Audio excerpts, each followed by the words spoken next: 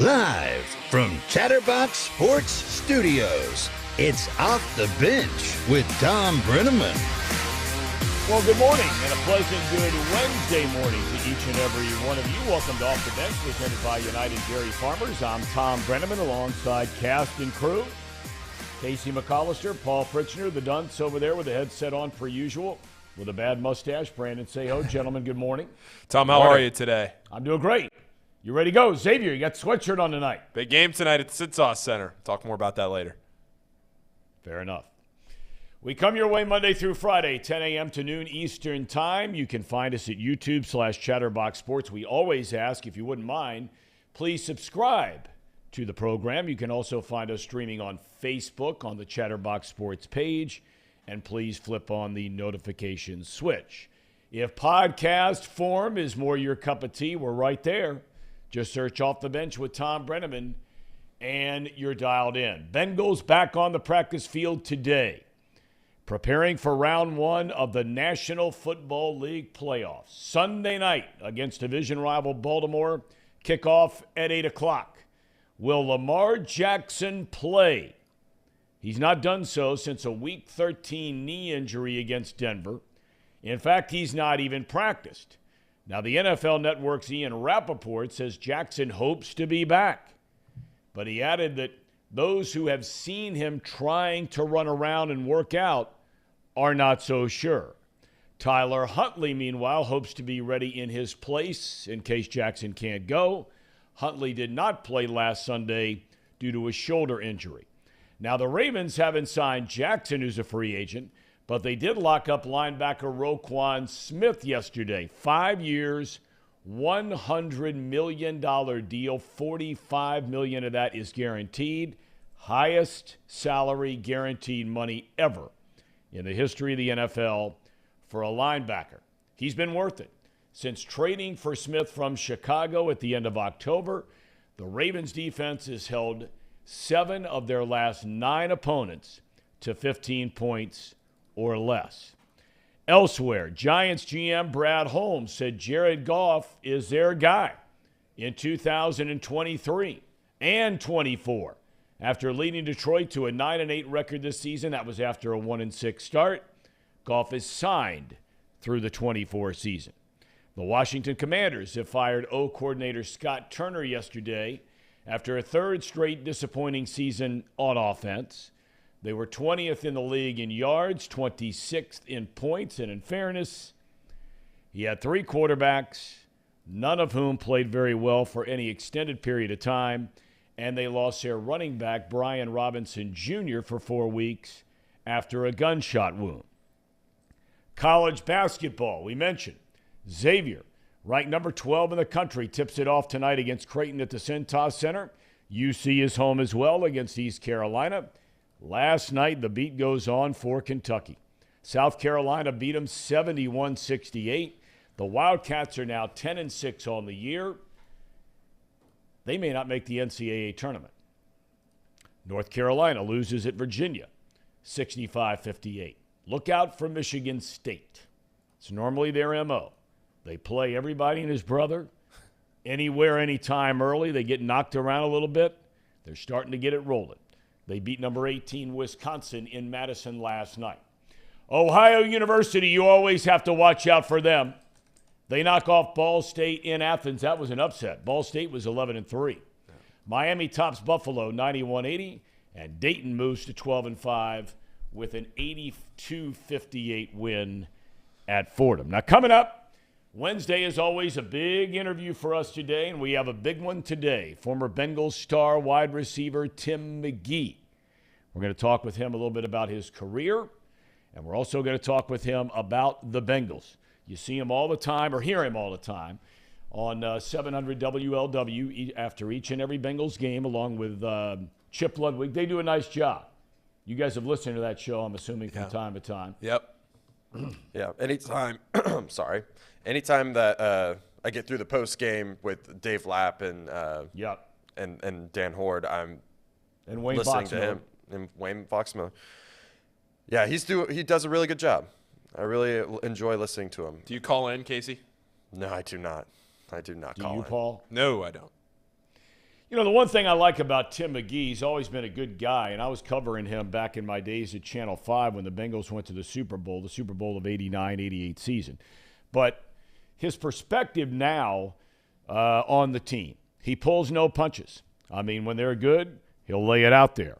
If there are things that are not so good, he'll lay that out there too. We'll talk with him about that today. Also want to talk to him. We asked Anthony Munoz this question when we had him on a few weeks ago. We asked Chris Collinsworth this question when we had him on.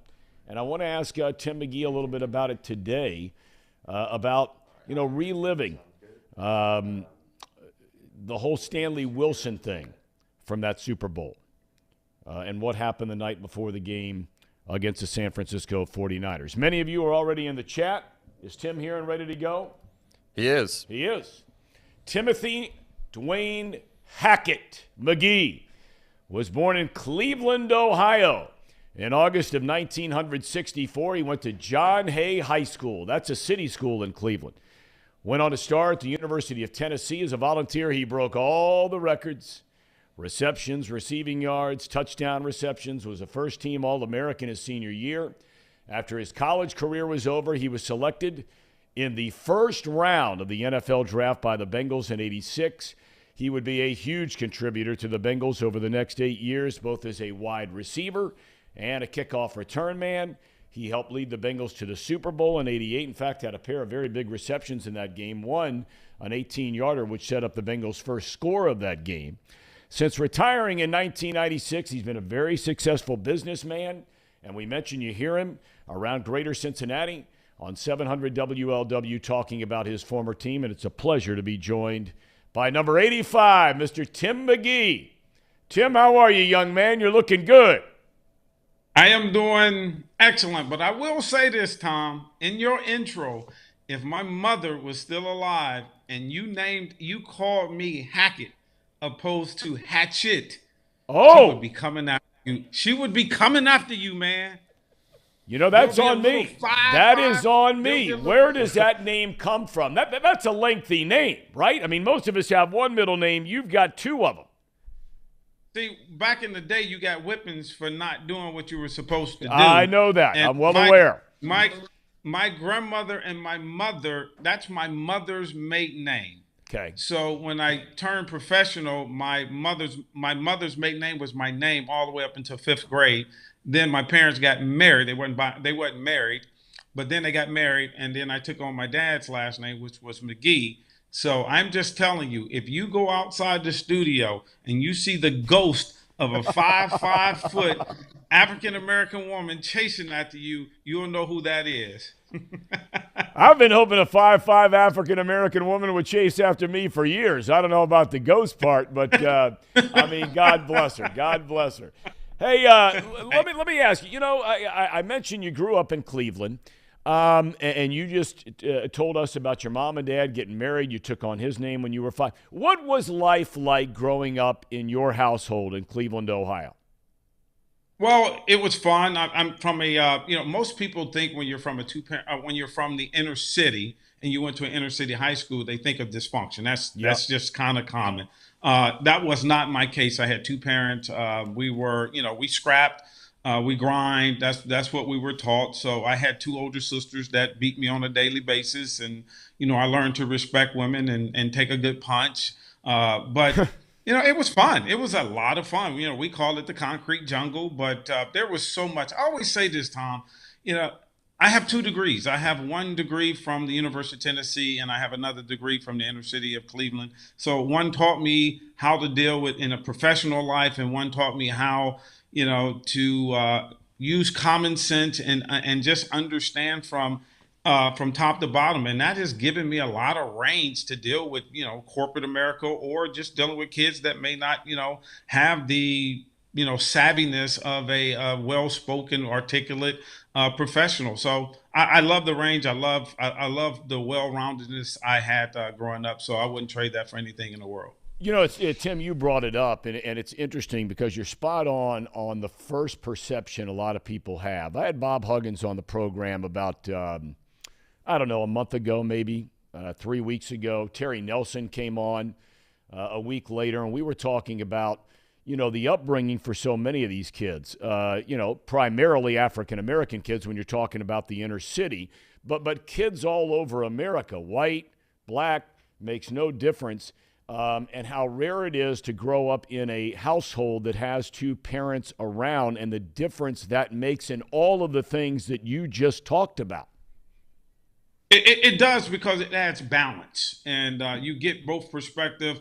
For example, it's kind of a cross teaching. My mom taught me how to treat women, so to speak, and seeing the delicate side of women, and also having two girls in the house.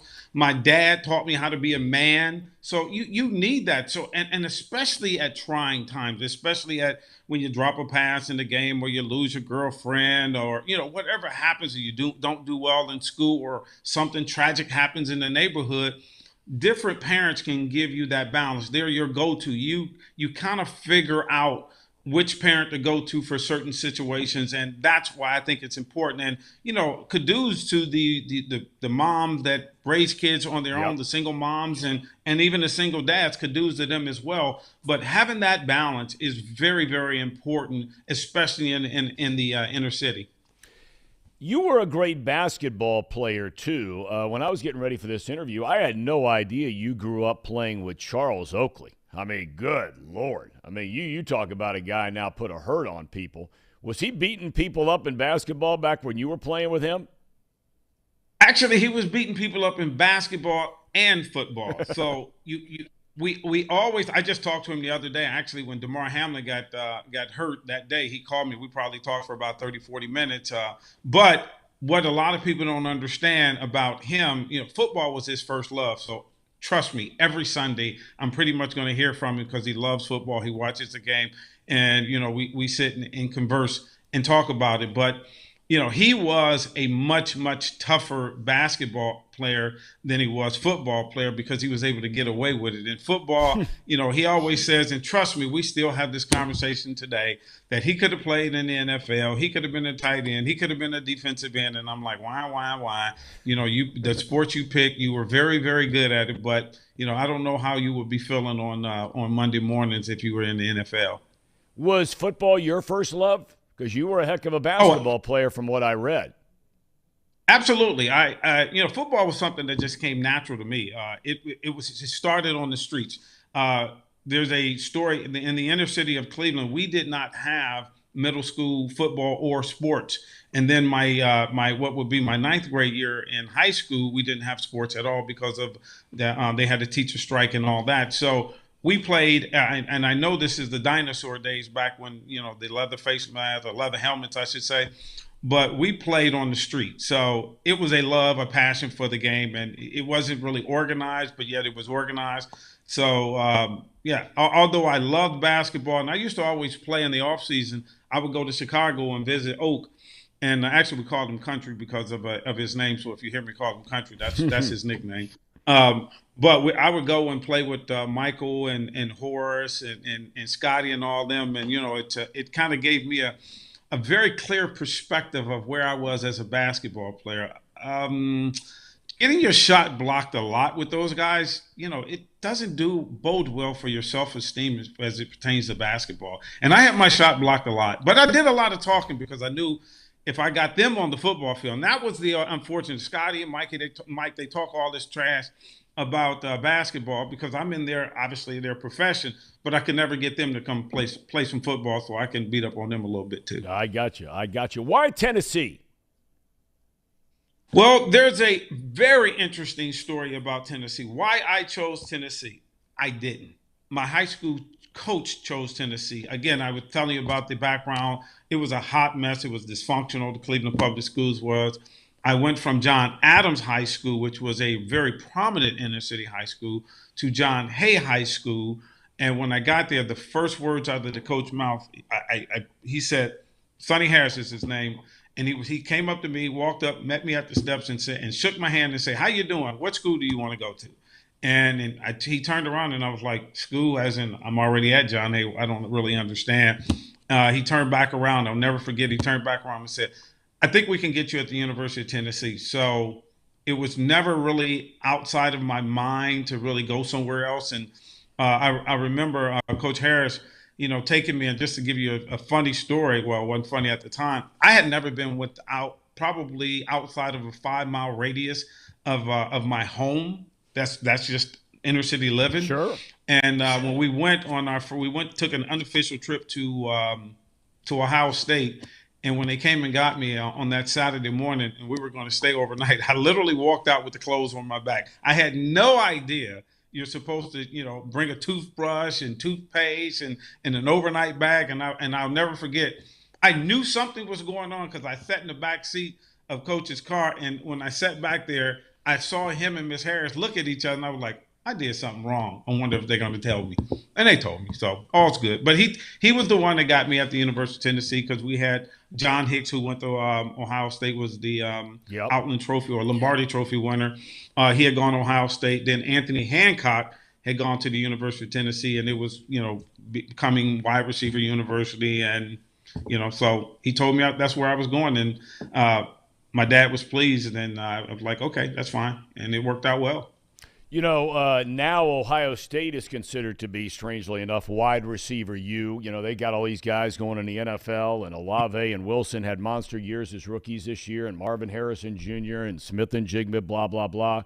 But back in those days when you went to Tennessee, at that time, it was known as wide receiver U. When you first got there, in this day and age, a lot of guys walk out of high school, they come to these big-time programs, they're contributors, if not starters, right away. That was not the case for you right away at Tennessee, correct?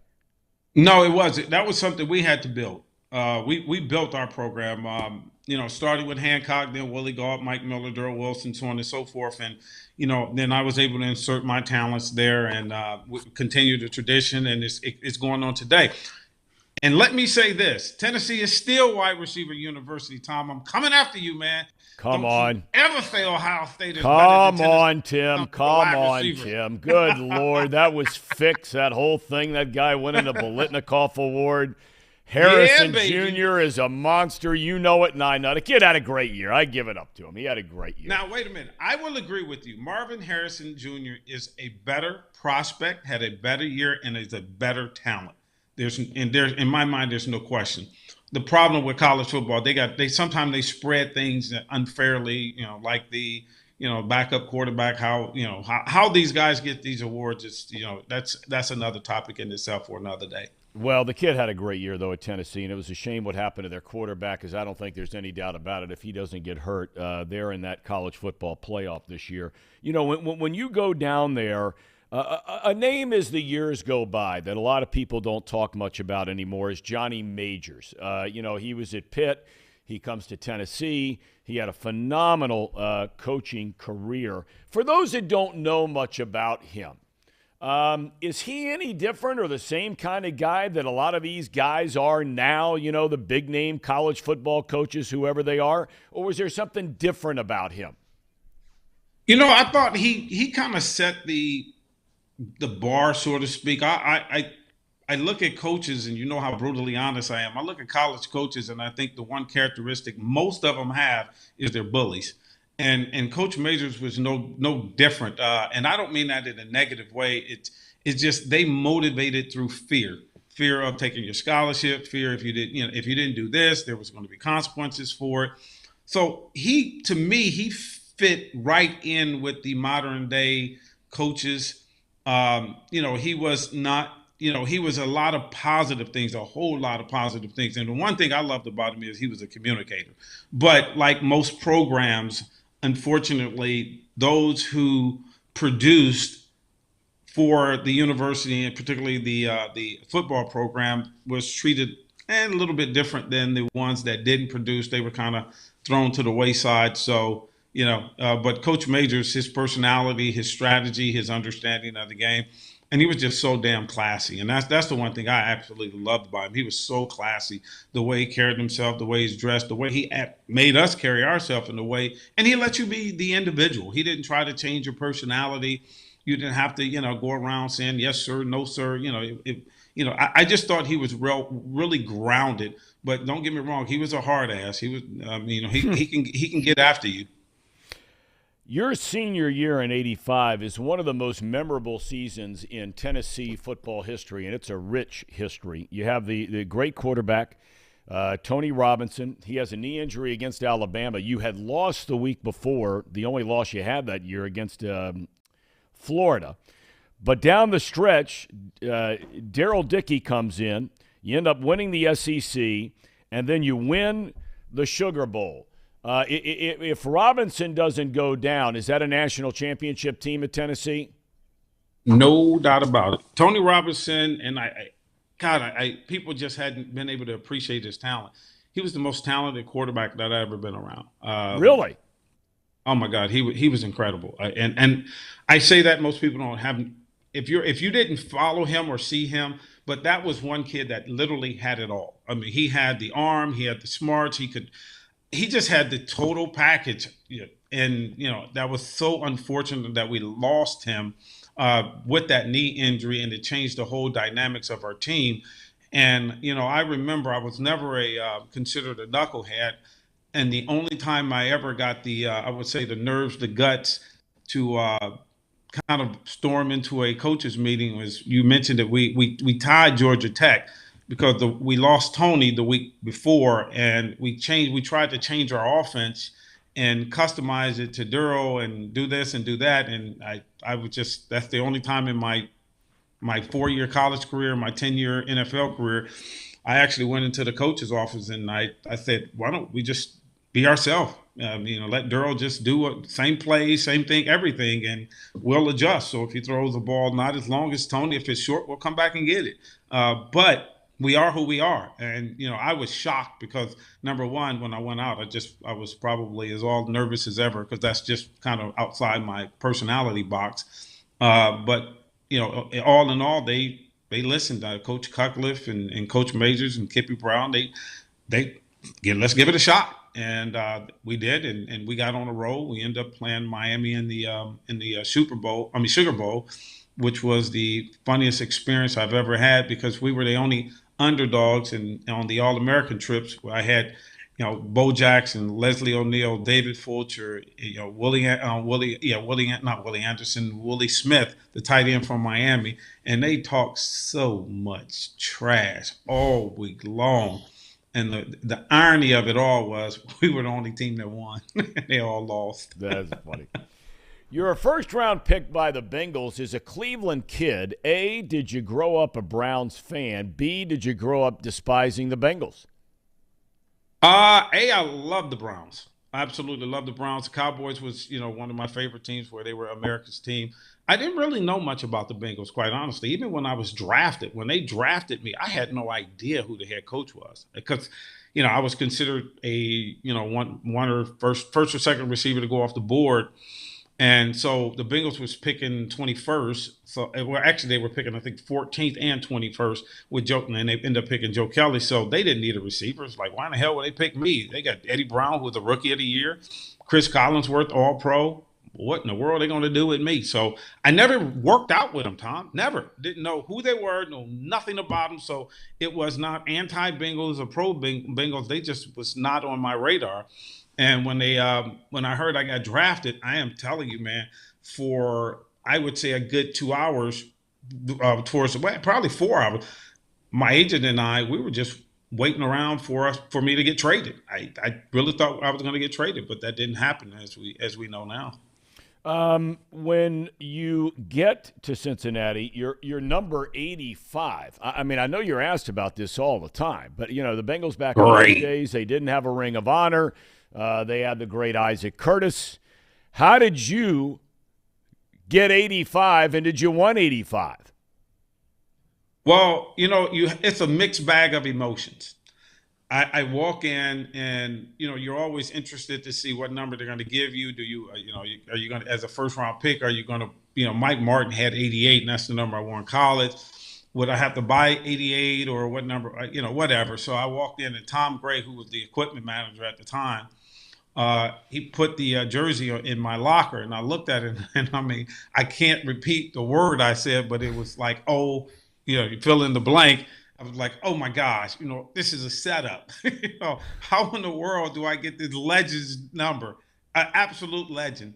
And you know what? But you can turn that doubtfulness, that concern, you turn it into a positive and say, okay, listen. If I follow this guy who's, in my very strong opinion, one of the best, if not the best receiver to put on a uniform in Cincinnati, if I follow him and if I can just do okay, they won't dog me out because you start thinking negative. You're like, I'm a first round pick. You're always going, I can't be a bust. I can't be a bust. So it was an honor. There's no question about it, but it was nerve-wracking at first. Yeah, I have no doubt. You start contributing more on special teams as a kickoff return guy right from the get-go. You mentioned the talent in that receiving room, but you're starting to get more and more playing time as the next couple of years go by, and now you're one of the primary weapons of this team, culminating to a team that got to the Super Bowl. Well, I was explaining to a couple of these guys I work with when, for example, they were talking about guys who should be in the Ring of Honor for the Bengals. And in my opinion, James Brooks was the greatest running back the Bengals have ever had. When he retired, he was the all-time leading rusher. Ickey had a great year that year, all that kind of thing. The weapons on that team, you being one of them, I'm not so sure, Tim, that the weapons on that team aren't better than the weapons on this current team. Now, some people might say I'm crazy, and the younger people are going to be like, give me a break. Would you agree with that, or you think I'm off base? I would agree 100% because when you match up Boomer and Joe Burrow, you match up James Brooks and Joe Mixon, and myself, Eddie, and Chris with Tyler Boyd, Jamar Chase, and T. Higgins. Yes, there's no question about it. The old schools are going to go with us. The new schools are going to go with but it's good to be in that company no matter what, because it's just that LeBron, Michael Jordan debate. Obviously, it'll never be settled, but there'll be lots of talk around the dinner table about it. And I personally, I think it's an absolute honor because T. Higgins is wearing my number. Yeah. And my family has some ties to T. Higgins. He's from Knoxville, actually Alcoa, Tennessee, and they. I'm thinking of Randall Cobb, but T. Higgins has a lot of ties with my family in Knoxville, and they're close and all that. And yeah, it's when we go back, when we start thinking about that Super Bowl, that year, that run, oh man, it's so joyous because when you were part of it and you came into the year after a down year, and to make that run with the group of guys that we had, everything just seemed to come together. And it's funny. I say everything, although we lost some games, Thom, I think for the most part, things just went together until the last game.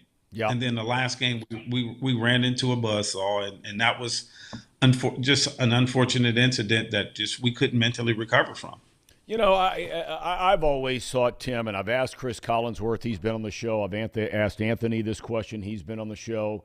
I was down in Miami covering the Super Bowl and the team that year, working at Channel 5 as a young man. You and I are roughly the same age. I'm a year older than you are. But that Stanley Wilson thing, so many years have gone by now.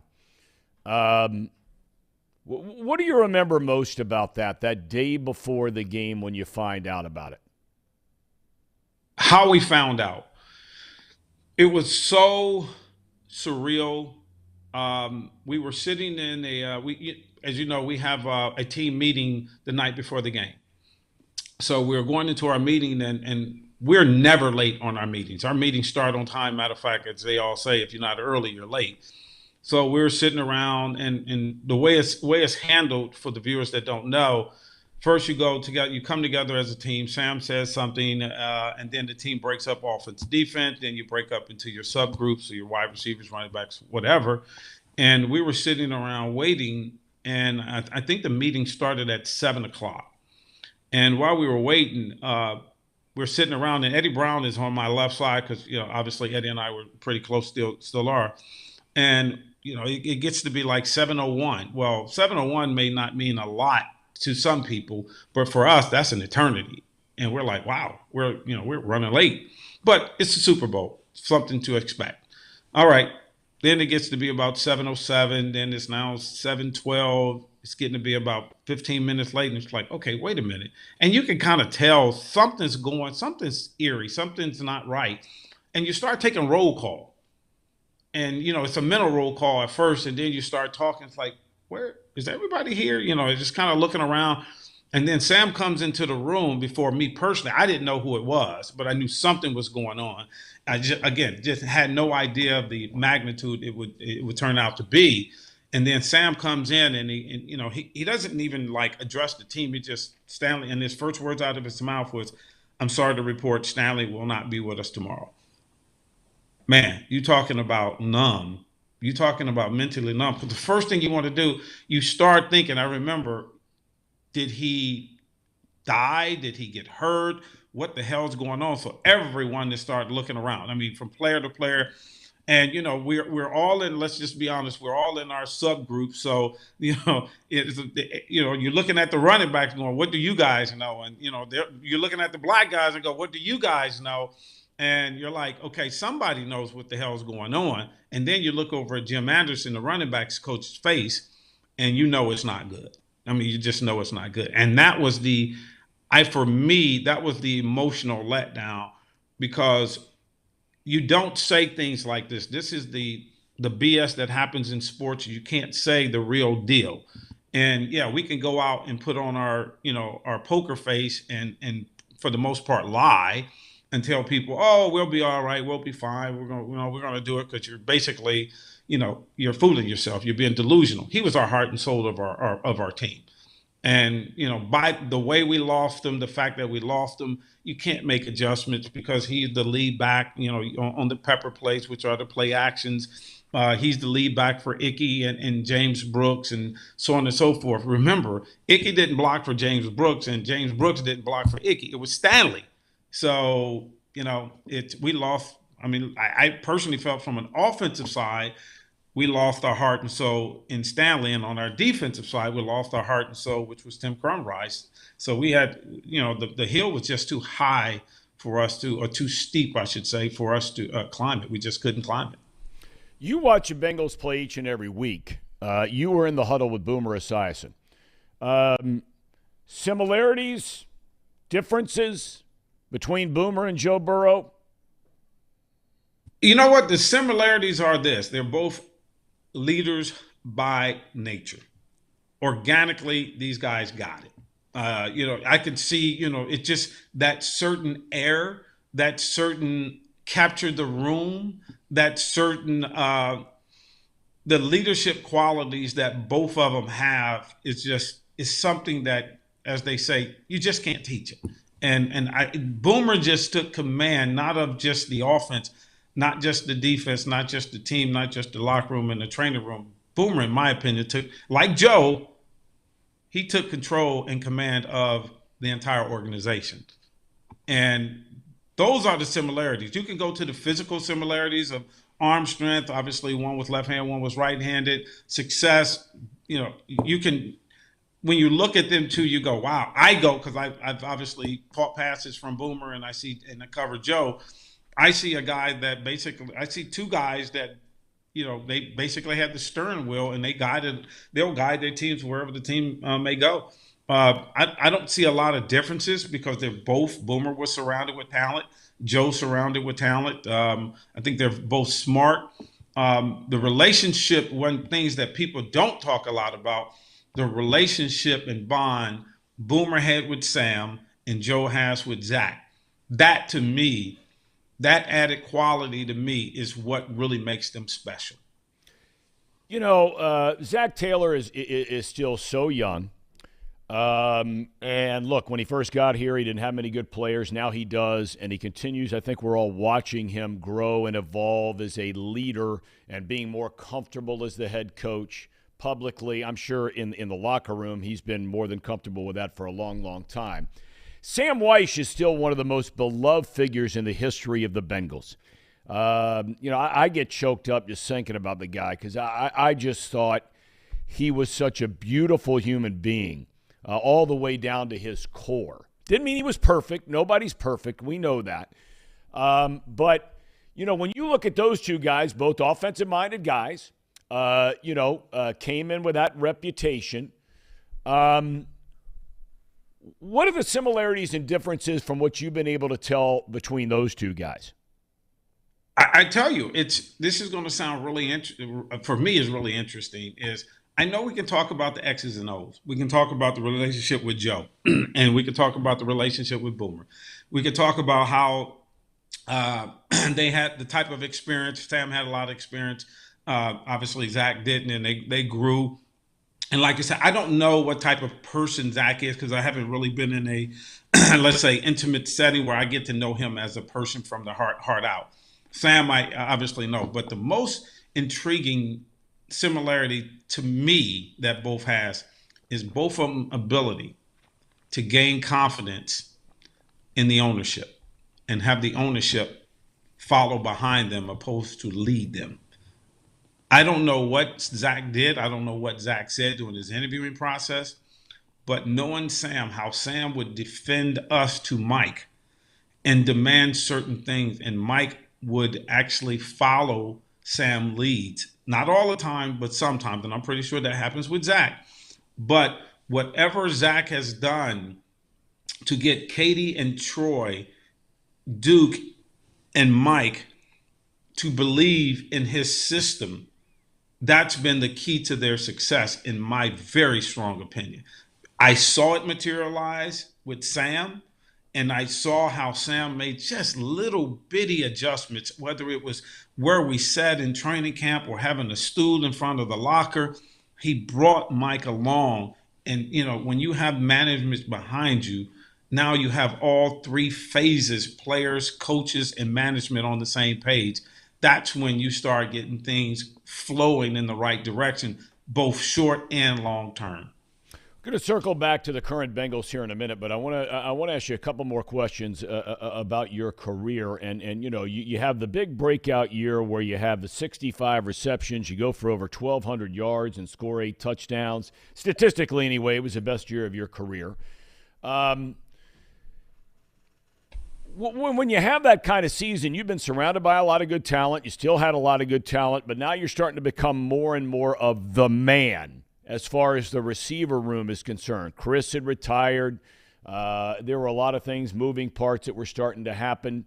Is there a difference between, walking in and you're the second or third guy? And, I kind of relate this a little bit from where you were when you first came in to maybe where Tyler Boyd is at times or where T. Higgins is at times since Chase has come in, and now you become the man. Is there a difference in your own mind about what it is you have to do now that you're the man? Yes, there is. And the number one thing is don't put too much pressure on yourself. Don't let the ego take over, because whatever got you there will continue you on that path. To have the understanding, for me, I had a great career. And let me tell you, I don't mean great career statistically. I came into a situation where I didn't have the pressure that I had to produce right away. And by learning the number 2 receiver, first number 3, then number 2, then number 1, that gave me a full range of understanding of the entire offense. So I knew, where the running back would be, where the tight end should be. I knew the whole dynamics of our offense. And that type of growth made me a better number 1, number 2, because you're not the number 1 receiver every single play. Only half the game was Eddie. When I was the number 3 receiver, Eddie would be the number 1 receiver. I was going into the game. But when we call Chris's number or my number, we had different understandings and responsibilities. And that's what that's the biggest adjustment. And I said this on all the media, all the media circles I was in. It's a matter of understanding when it's not your day that's going to make you a better number 1 receiver. To understand it's not your day, and that will make you a better number 2 receiver. You can look at and judge, and that's what we do. We judge statistics. I don't judge statistics because I knew I can look at my yardage, my numbers, but I could also add probably about 20% of Eddie's numbers because I was the direct cause of him getting open.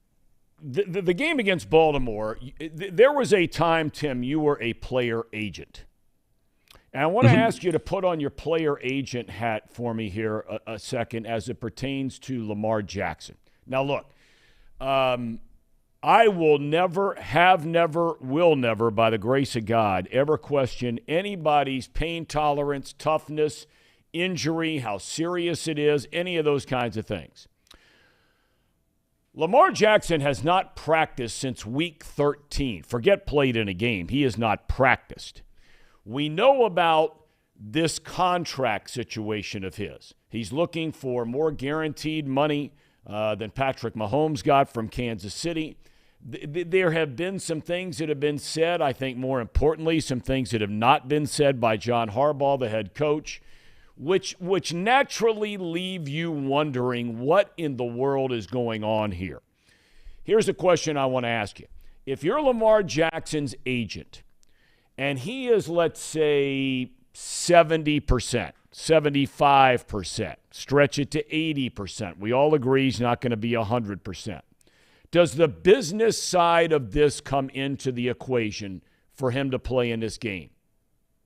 No, and that's why him not having an agent has him in the predicament that he's in now, in my opinion. And I will go on record to question why there's so much uncertainty around his injury, in that we always hear players, rightfully so, I'm going to go to get treatment 4 other times. I'm going to get extra treatment. I'm going to try to get out there. And in Lamar's case, I question. I don't know the answer, but I'm sure in the hell going to question. Are you motivated? Is this contract situation? It sure appears that this contract situation basically has had you over the last 5 weeks take your ball and go home for the reasons we know. So I would question that. There's no doubt. However, I will look at it this way. Lamar Jackson, there is not another Lamar Jackson in the NFL right now. You could talk about Joe Burrow, great, phenomenal. Aaron Rodgers, phenomenal, MVP back-to-back. You could talk about a lot of great, Patrick Mahomes, great quarterback, but none of them have the qualities that Lamar Jackson has, because Lamar Jackson can beat you in so many ways. I'm not saying he's better. I am saying he's unique. So with that uniqueness alone, just imagine if they put some talent around that young man. Just imagine if he had a Jamar Chase or T. Higgins or even a Tyler Boyd. Just imagine that. He is a one-of-a-kind, very unique player. But the only thing, if I am the management now, I'm questioning, well, if he will do this before his payday, what the hell is going to happen after he gets paid? So I think he's causing some of his own potential problems, or I would say concerns that the ownership may have, and including his teammates. His teammates need him in the worst way. Well, Tim, you took the words right out of my mouth, because having grown up around sports and been fortunate enough to be around sports and locker rooms in football and clubhouses in baseball, to me, the most important thing of this whole thing, if I were Lamar Jackson, is how my teammates are going to look at me. How do they look at me now? How are they going to look at me, as you just pointed out, but how are they going to look at me if I don't play?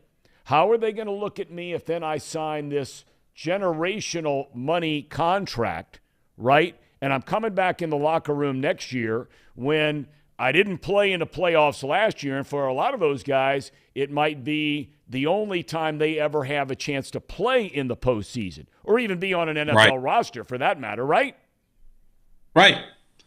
When you look at it from a team standpoint, the individuals, no one is going to go on the record and say, I don't think he's hurt to the magnitude. I think he's making a statement here. But they'll have that bedroom conversation with their wives, their girlfriends, friends, and amongst themselves. But the positive could be so uplifting if he just showed up to practice. I'm talking practice, the old Allen Iverson practice.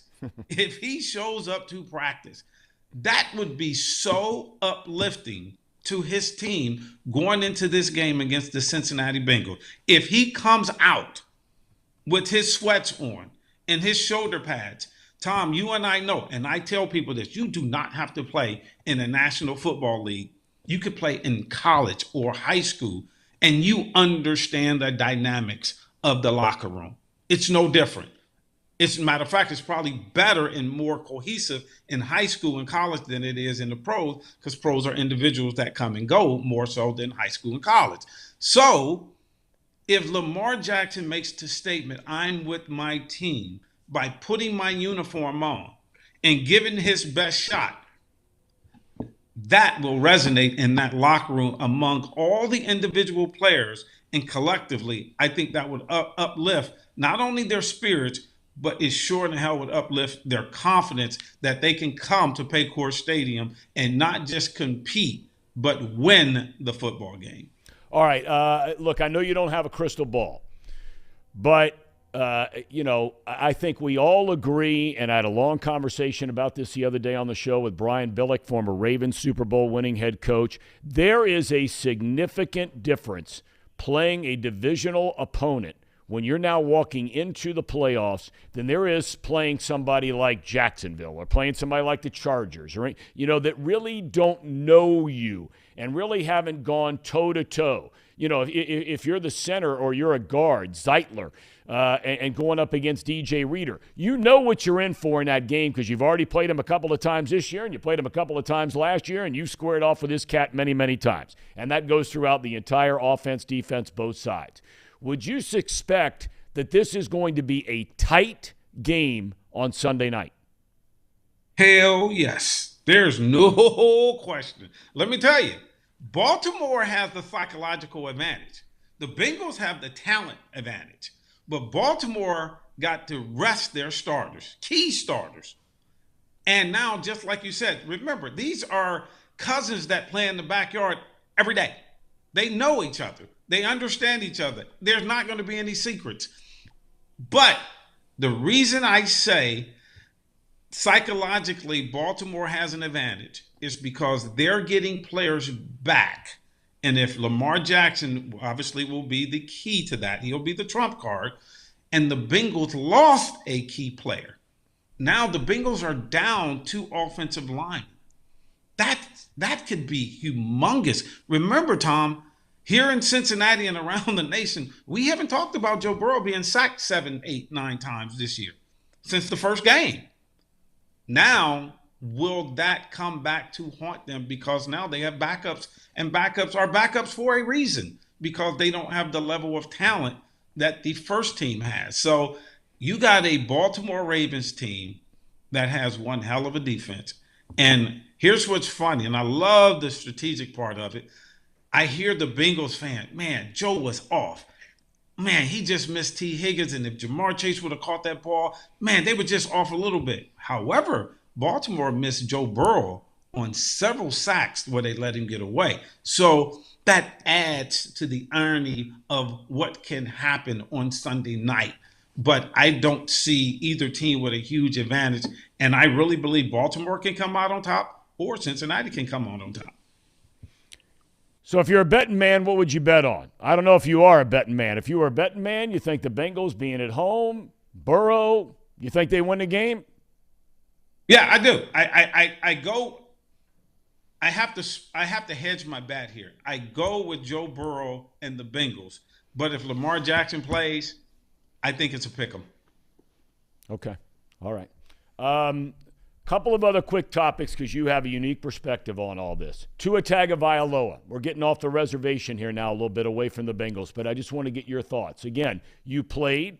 You have the unique perspective of having played, also been an agent. You understand all the inner workings here. Should Tua be on the football field this Sunday if he clears concussion protocol? Let me add one more unfortunate part of my resume. My career ended in my 10th year in a preseason game where I was knocked out cold, spent 3 days in a hospital and 1 day in intensive care for a concussion that, unfortunately they thought was my neck. Knowing what I know, knowing and seeing DeMar Hamlin, knowing what I know, I think he should not play. And here's the reason why. the trauma his head has experienced or his brain has experienced is no different. And I tried to get, the quote unquote normal person to understand. Playing football on Sunday is like being in multiple car accidents. Your head, your brain is getting jarred around, and we understand there's collateral damage in playing the game, and we totally accept that. So I'm not whining for anyone, but right now, here's what I can factually tell Tua about my personal experience. The more concussions you have, the deeper you go into a concussed state after the next one, the next one, the next one, and the next one. They get worse. They don't get better. What he's experienced this year, I don't think you need to be a medical doctor. I don't think you need to be a neurologist. I think you just need to have common sense to say, okay, Miami stinks right now with or without him. You're probably going to lose the Buffalo, and you may not want to take that into account. But from a health standpoint, why are you risking this, especially at your age? It's time to sit the young man down, let him take some tests during the offseason, and make sure he is 100% healthy, opposed to getting another hit. He will be hit on the head, Thom. He will take some hits to his head when he plays against the Buffalo Bills, if he plays. I wouldn't risk it. I don't think it's worth it. Last thing I want to ask you. You came here, you played here, you left for a year, you came back here, you talked about the injury that ended your career. What kept you in Cincinnati? My wife. my wife, I want you to hear. When I got hurt, I told you I was in the hospital, and I laugh at this, although it was serious at the time. My wife she announced my retirement. She walked in and she was so, distraught. She was like, "Oh, we're done. We're done. We're done. Okay. All right. We're done." So that was number one. So I think and understand who's the boss. Oh, yeah. So I wanted to live in Florida when my career ended. We had a house in Florida. We had a house here, and I really wanted to live there. And I said, and she told me one day, she said, why, my oldest daughter, Keandra, is turning 5. We have to pick her school. Now it's time to really buckle down with the school systems. And I said, oh, well, we need to look around here. And she said, for what? I instantly knew I was going to be living in Cincinnati. And I've lived here since then. I love Cincinnati. The winter times is a little rough as you get older, but Cincinnati is an awesome town. It really is. It's one of those cities that it may not get the 10 and across the board or get a 10 on the score, but it's solid. Low crime, great school system, great people, Midwest, 4 seasons. I can't complain. 2 sports teams. No, is it Vegas? Is it Miami, Florida? Is it New York? Is it Chicago? No. But I can name a whole lot of the cities that's not. So I'm a Cincinnatian. I'm a transplant. I love it here. I enjoy it here. My family's here. We raised our kids here. Our kids are here. All 3 of our kids are here. So I think that speaks for itself. Well, I'll tell you what, Tim, we're lucky to have you. You have always been one of my all-time favorites, and I love listening to you on the radio. And just like today in this show, you lay it out there. Everybody wants, the orange-colored glasses, and there's been a lot to root for about this team. But now you're starting the real season, if you will, in the postseason, and there are strengths and weaknesses, and you laid them all out there for us here today, and I can't thank you enough for your time, man. You be well, and God bless you. I appreciate you having me, Thom. Thank you. It's been an honor. It's been a true honor to be with you. Thank you, Tim. Appreciate it, buddy. All the best. We'll look forward to seeing you soon. We really thank Tim McGee for his time today. That guy's on his game. That guy's on his game. If you're a young man, I don't care if you're black, white, green, that's the kind of guy that you can look up to on so many different levels. And I'm not talking about the way he talks about football or the Bengals. That guy's got it together. Yeah, that was a really good interview, and it looked like people the whole time in the chat really enjoyed it too. So a good man. Good to hear from him. I have a feeling that might be somebody we could bring back on and hit the button. Hit the button. The real man. A real man. That's right, Casey. Sir Boy Wonder. Says Tim McGee, leader of men. We have another leader of men already in here. All right. Well, look, I got to take a break. I can't sit through 55 minutes of doing an interview and not have to go Mother Nature calls. You guys take it, and we'll get the Hall of Famer Marty Brennaman next. All right. Sounds good. It's that time of the show, the Ham and Daggers. These guys are great. Trust me, I would know. I introduce all the best segments. Casey, it's going to be a good day. We avoided the door. We avoided the door. How about that? No door in the show today. He really needed to go.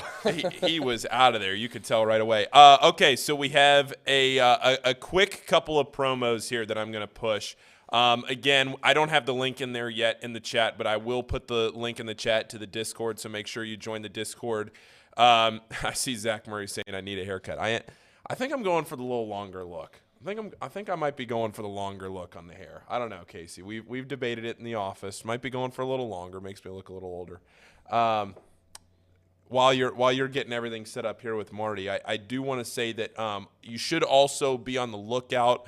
I think we'll probably talk about it on the box lunch, but stick around for the box lunch because around the start of the box lunch, we're going to have a little announcement about how you might be able to spend your weekend. We'll put it that way. Ooh. An event that you might be able to go to this weekend that I think every one of you watching or listening to this show will be very interested in attending. So stay tuned for that, but I don't want to spoil it yet. That's coming up on the box lunch, which will be right after Thom ends.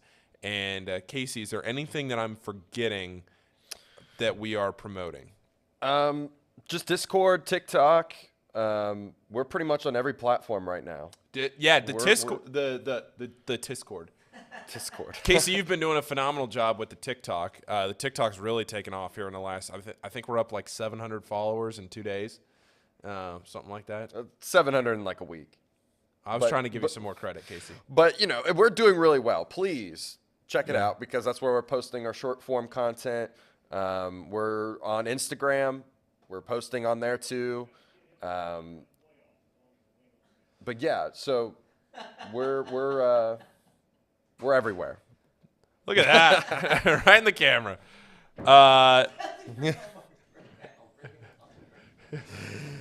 Oh man, There's everyone just missed Marty's reaction there. It was priceless. Reaction to what? To you, Thom. Bring him on. Get him in Reaction? here. Well, what are you reacting to? Good morning, by the way. What are you reacting to? That's the most infantile thing I've ever seen. You mean waving I mean, at the camera? wait a minute, time out. If this is a big league show, you don't That's walk by debatable to start with. That's and do very this crap. debatable. You don't do that. You don't do that. Well, we do it every day. Can I add, Because there's a add lot of sophomoric behavior in this studio, if you haven't noticed. Can I add something to the recently conducted interview with Tim McGee? Yes. Outstanding. Yeah. He's really a cool guy. He and I've never met, I don't think, but he is really a neat guy. Yeah, I mean, he's fab. I just remember when he came into the league, and I was working for Channel 5 back in '86, and he was a first-round pick. And, I mean, even going back then, he's always just been, exactly what you just saw. He's a young man who clearly had a good upbringing. He talked a little bit about that and his experience at the University of Tennessee. He's just got it together. And I mean, he really is able to bring such a unique perspective because, you probably heard, there was a time there, we know he was a player. There was a time there where he was an agent. So you can get into things with him to bring a perspective that maybe a lot of people don't have. Correct. Neat guy. Really neat guy. By the way, are you going to the Bengalis game on Sunday? Big hitter like yourself. You went earlier this year, and I'm curious, are you going this week? I am not going this week, as a matter of fact. This week when they play, I will be in Goodyear, Arizona for the Reds fantasy camp. Wow. Big absence out there, Dad, is going to be Thom Browning.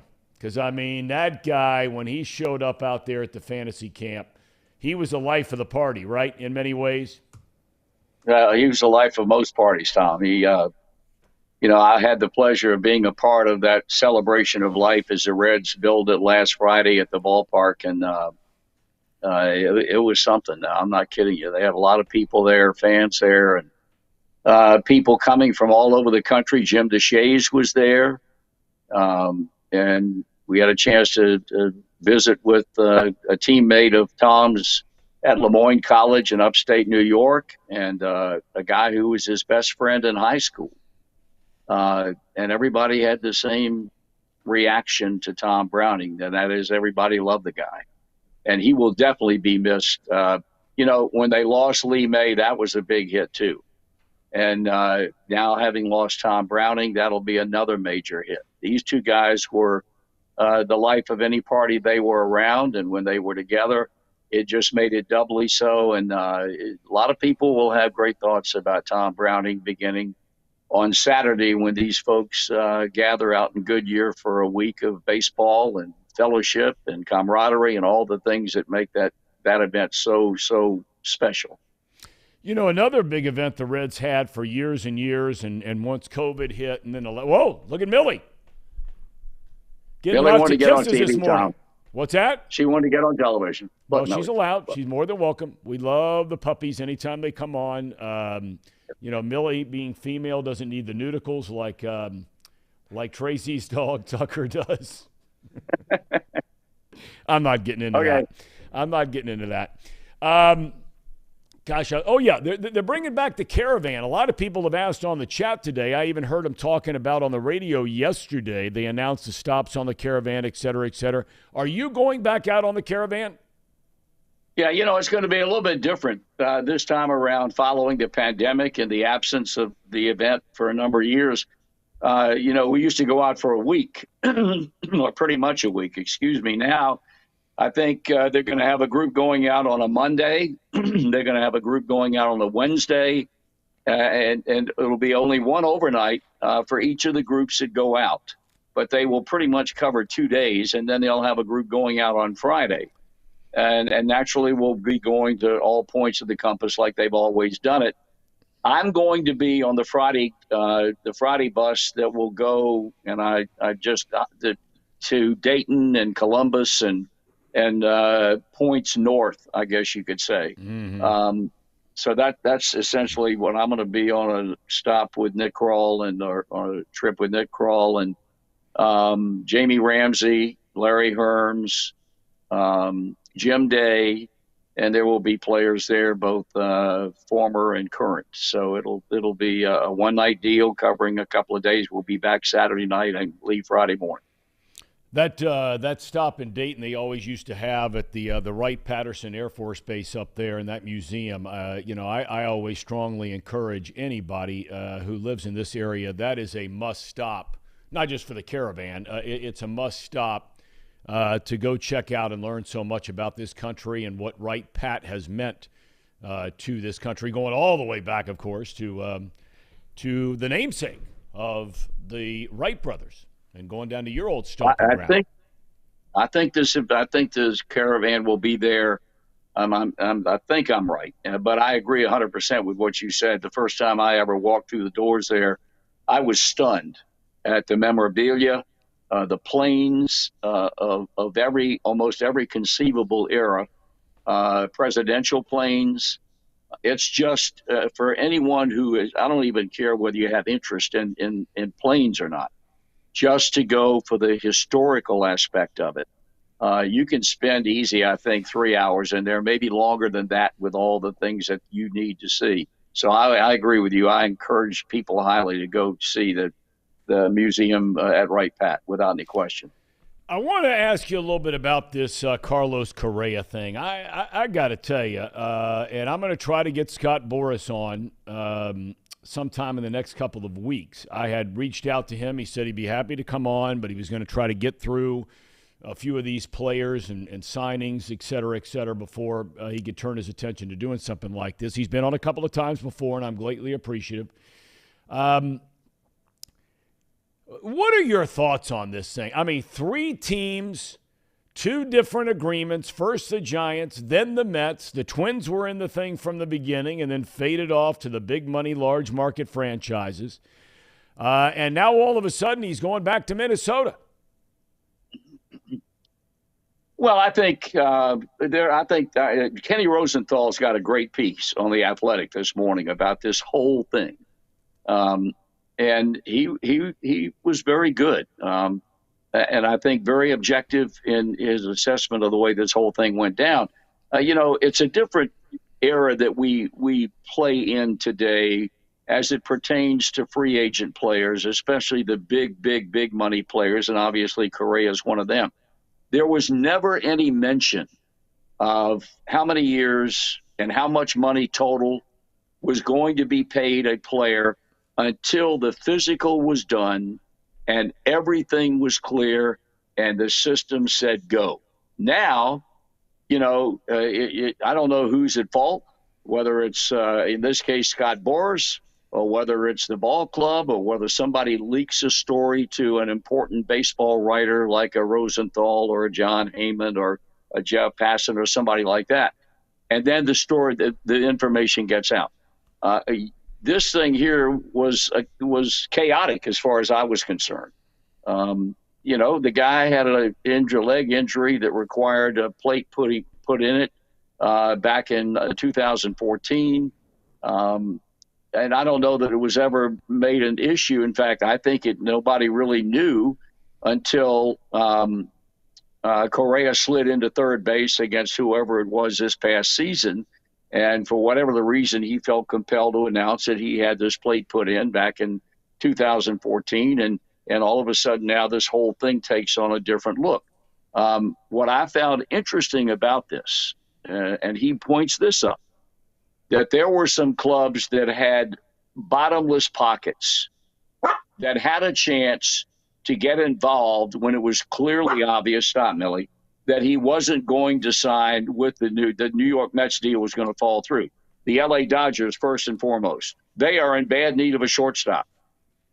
They may have made an offer that was not acceptable by Scott Boras and Carlos Correa, but the fact of the matter is that no club is more definitely in need of a shortstop as we stand just a handful of months away from beginning the season than the LA Dodgers. And essentially, they basically passed on it after they possibly made an offer and it was not good enough. So I'm just surprised today that people can't keep their damn mouths shut about how much money a guy's being offered over how many years until everything, you dot every I and cross every T and put a period at the end of every sentence, and it's a done deal. I don't know that we'll ever know who's at fault in this thing, if anybody was indeed at fault. But I don't blame the Giants. I don't blame the New York Mets. Steve Cohen had a big fat mouth and opened his mouth before the deal was done, and now he's got to be a little bit embarrassed when he made the point that when it looked like they were going to get him, we only needed one thing, and now we have him. Well, that's come back to haunt him because he doesn't have him. I don't know. I just think there are too many egos involved in a situation like this, none more so than the guy that you're going to have on down the road when he has time to come on in the Antichrist Scott Boras. So I don't know where this whole thing, where you settle on this whole thing, but I think there's going to be major scrutiny once the season gets underway and Correa is an everyday lineup player. I think people are going to look at him a little bit differently and with a little bit more interest, other than to say he's one of the great players in the game of baseball today, and off we go. I think they're going to look at him day by day by day, and every injury will take on a different look. Maybe some people have learned a lesson to keep their mouths shut about number of years and how much millions and millions of dollars are being paid a guy until everything is signed, sealed, and delivered. We talk so much about all of the money, and I went through the list one day, a day you weren't on the show, about how in this free agent spending frenzy during the offseason, 12 of the 14 teams that have spent the most money were all in top 10 markets of their respective countries, the caveat being, of course, Toronto up in Canada, the others here in the United States.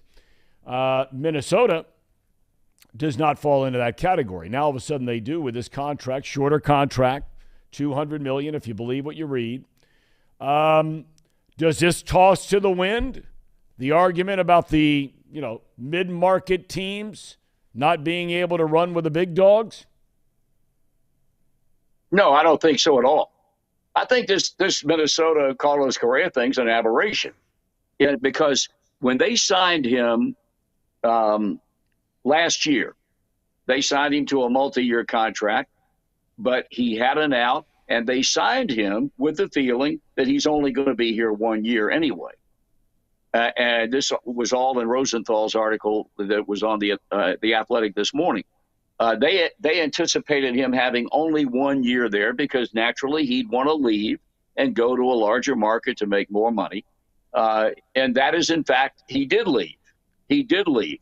But it took unique circumstances for him to come back and play again at Minnesota with a long-term contract. I don't think it changes the playing field at all in terms of mid-market or small market ball clubs having an opportunity to sign a player of that magnitude down the road. I think it was very unique circumstances. Don't think you'll ever probably see this situation occur again. Trevor Bauer, back in the news again. Yeah.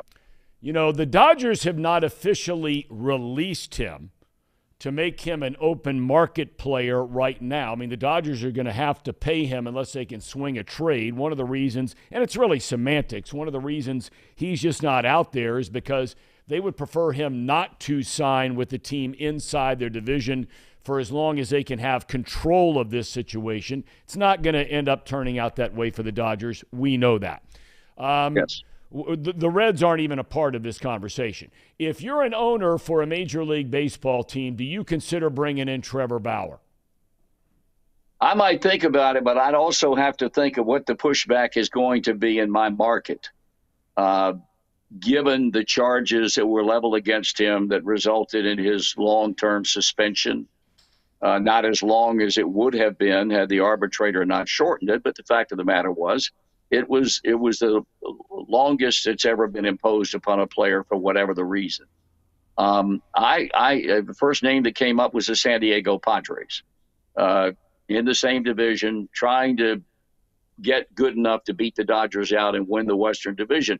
But I would have to be very careful if I were an owner of a ball club and have to look at that situation and realistically come to grips with the expectation that I'm going to get a lot of heat from our female fans, from a lot of male fans. I just think that you better be ready to get some serious criticism if you go out and sign this guy. And obviously he wants to still pitch, and I don't think there's any question that he can still pitch effectively. That season, shortened season though it was, that he had with the Reds that produced the Cy Young Award for him, the guy was just lights out. He was clearly better than any pitcher in this league.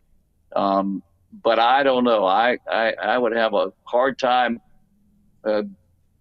going forward to try and put him in my team's uniform because of all the outside criticisms that I think that team will incur if they, in fact, do that. I don't think there's any way around it. If there are teams that don't give a damn about that, and I hope there aren't, because I think they need to consider that, then we'll see what happens. But it's going to be an interesting situation once he's free and clear to do whatever the heck he needs to do to get back in a uniform. All right, I want to get away from baseball for a minute. You know, Casey and especially Paul dialed in on the college basketball front. You used to announce the University of Kentucky basketball games on television for a number of years, and you got a lot of tight friends and family down there in the Commonwealth. What's going on down there? All of a sudden, stories popping up here and there that Cal might be running for cover down to Austin, Texas. I mean, there's all kinds of a lot of stuff flying around, and one thing that is the number one case in point, this Kentucky team right now stinks. You just summed it up. I watched the game last night from the opening tip-off until the game ended. Kentucky never led after South Carolina jumped out to a 5-0 lead, and that's a 500 basketball team. South Carolina is. Right now, I don't know that Kentucky's even a 500 team. They just have a lot of problems. And I think they're, quite honestly, I think it's an indictment about against programs that could care less whether they have a kid any more than 1 year or not. I think they have gone down that path where they've signed a lot of 5-star recruits that have NBA abilities at the level in which they have played, and now they're going into college. I don't think there's any togetherness watching that team on the floor. I don't think there's a hell of a lot of teamwork in terms of trying to figure out ways to score and find the open man all the time. I don't see them running a whole lot of plays. I see a bunch of guys out there playing for themselves and trying to be impressive to NBA scouts. They would deny every bit of that, because to admit it would be exactly what their critics are saying now. That's exactly the road that they're traveling. And I know that a coach is obligated to say, when you're going bad, you say the same things after every loss. You may phrase it differently, the same old crap about, we're underachieving. We've got a team loaded with great talent. We're going to get it together. This is my fault. All the cliches that the business of sports has, whether it be basketball, baseball, football, whatever the heck it is. But I know beyond the shadow of a doubt that the fans in Lexington, Kentucky, and all over the Commonwealth are screaming for somebody's head. And obviously the one that's the biggest of all is John Calipari. I've often said that the most unrealistic basketball fans in the United States are UK fans. The most unrealistic football fans in the United States reside in Columbus, Ohio. And so I don't know where there's light at the end of the tunnel for this team, because every time they have a stretch of quality play, and they're going to do that because they do have kids that can play. But then to play the way they played last night, it's just unbelievable. And I think it's realistic and proper to ask the question, can it end? Will it end? But I can tell you right now, those folks down there are hotter than a match. And that's all because every year that a season begins, Kentucky fans think they're going to win the national championship. Now, it doesn't get any more unrealistic than that, but that's exactly the way they think. Paul, you're a big college hoops guy. You want to follow up with anything with a Hall of Famer here? Yeah, Marty, I watched the entire game last night too, and I think the biggest issue with Kentucky right now is they just don't have an identity, right? They don't have anything that makes you think that they're going to turn it around, because even Oscar Tshiebwe, he fills up the stat sheet, but he's not really having a good season. If you watch him play, he's not really rebounding well. He's not really defending well either. He's not having the season coming off a National Player of the Year season. And they don't really have, you talk about the NBA talent, they only have Cason Wallace right now that jumps off the page, because Tshiebwe is not that lottery pick type NBA talent that they've had before. Cason Wallace, you could say he is, but even Severe Wheeler's playing out of position as a point guard. And everybody wants to talk about the offense. Last night there were only 57 possessions in the game, and South Carolina scored over 1.2 points per possession, which is an unbelievable number. I mean, yes. If you don't follow college basketball like that in the stats, for people listening, 1 is a pretty average number. 1.2 is like you're not defending anybody. And South Carolina dominated that game. They were up, like you said, Marty, 5-0. They were up 21-6. That was a 20-point favorite for Kentucky last night, and you have people bringing, leave for Texas signs, or whatever they said down in and getting kicked out of Rupp. It's a dire situation, and it's been bad before. I know Kentucky went 10-19 2 years ago. They lost to St. Peter's last year, but Marty, South Carolina was bigger underdogs in this game than St. Peter's was. St. Peter's was 17.5-point underdogs against Kentucky. South Carolina was 20-point underdogs. This was a bigger upset than St. Peter's was, and it happened at Rupp. It's unbelievable what's happening right now. I cashed. No, I don't disagree. The only thing I disagree with you on, Paul, I think Tshiebwe is going to be an outstanding professional basketball player. I mean, he can run the floor. He's a beast inside.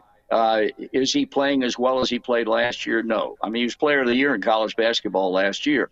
and there are too many games where that he will disappear for a period of time before coming back into the rhythm of what they're trying to establish. But I blame other players just as much as I may be blaming him for personally getting down on the way this thing has gone. I think he's going to be an outstanding player in the NBA. But I agree with you. They have no identity. They don't play good defense. They rarely, if ever, do they apply pressure when they get down and they need to force turnovers when it gets late in the game, because I don't think they can guard anybody. I just don't know where this is all going to end. And I as I said, I'm a big fan of keeping players around. If you only keep them around for 2 years or only 3 years, I think you developed a certain cohesiveness on the court and importantly off the court that you don't get when you have kids come in and they're going to bide their time and they're going to play 1 year and then they're going to leave. If they get drafted, they're gone. I'm not a big fan of that.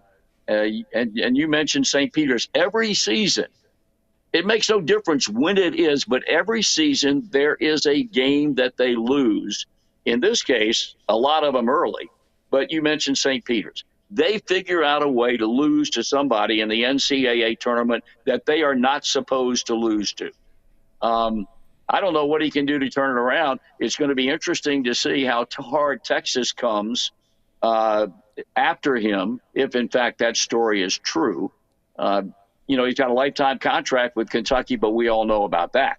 You can get out of lifetime contracts in the bat of an eye, and maybe Kentucky will be happy to see him go in the event that occurs. I read a piece that somebody wrote, and I wish I could remember who it was, that said, if you're going to be successful as a coach at the University of Kentucky, face one fact, and that is it's a 10-year job.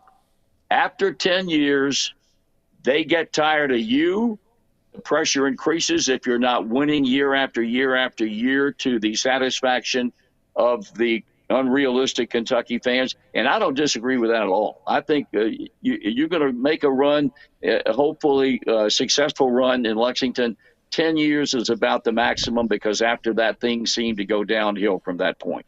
Well, and look at what happened, too, out in, on the East Coast with Kevin Willard at Seton Hall in Maryland, right? He didn't have a ton of tournament success at Seton Hall, but it wasn't like he was running Seton Hall into the ground. It was just he was there for a while, didn't have a ton of tournament success.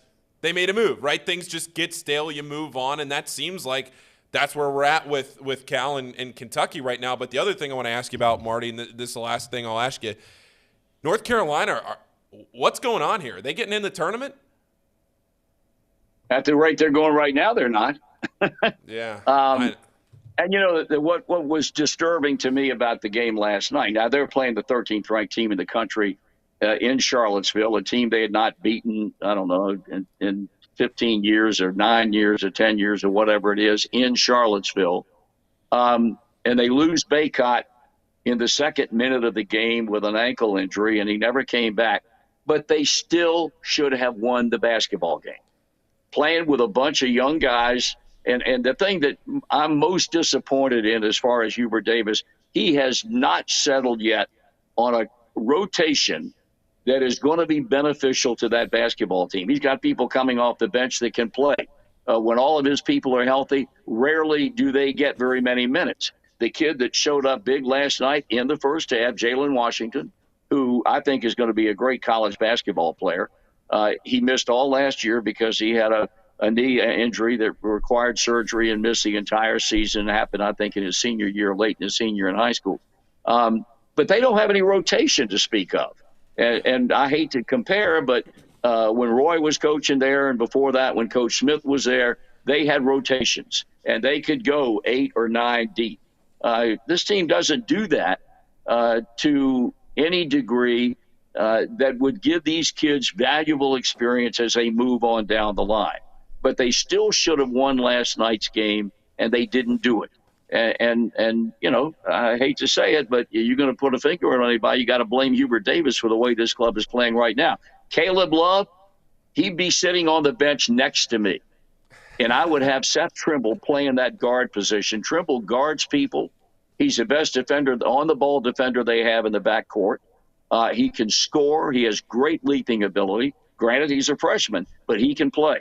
Caleb Love would come off the bench for me. And I think this is an indication that Hubert Davis realizes, this kid has NBA aspirations, and I'm going to give him every chance in the world to come out of what has been a season-long shooting slump. I mean, until he got hot in the last 3 minutes of last night's game, he was 2 for 11 from the floor.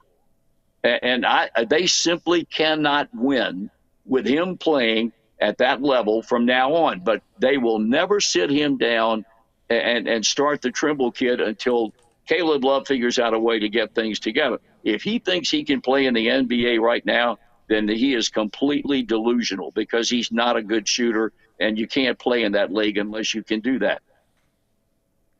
All right, young man. Thank you very much for the time today, as always. Thanks for being flexible in adjusting our schedule so we could have Tim McGee on today. Greatly appreciated. And have a great rest of your day. Thank you very much. I appreciate that. All right. Hall of Famer Marty Brennaman. I mean, you get it all covered here, right? We got the NFL with McGee. You get baseball with Marty, and you get a little college basketball with Marty. Checks all the boxes, Tom. Checks all the boxes. That's what Off the Bench is all about. I want to get your guys' reaction. Well, first of all, do we have any specialty items we need to address today? Is there any teaching toms or any of that kind of thing today? We always have one loaded. If you want to do it, we can. He wants to do it. Is it a good one? I mean, they're all good ones. All right, let's see it. Let's roll it, because it's been a while. Let's see it. All right. Back by popular demand. Play the hits. There's one of those that goes around on the internet. Joe Burrow, Joe Shiesty. Joe what? Is that the word? Is that the hip word? I don't even know what to say. What? When a viewer tells me that I'm trying to be hip and I'm not as hip as I think I am, that hurts.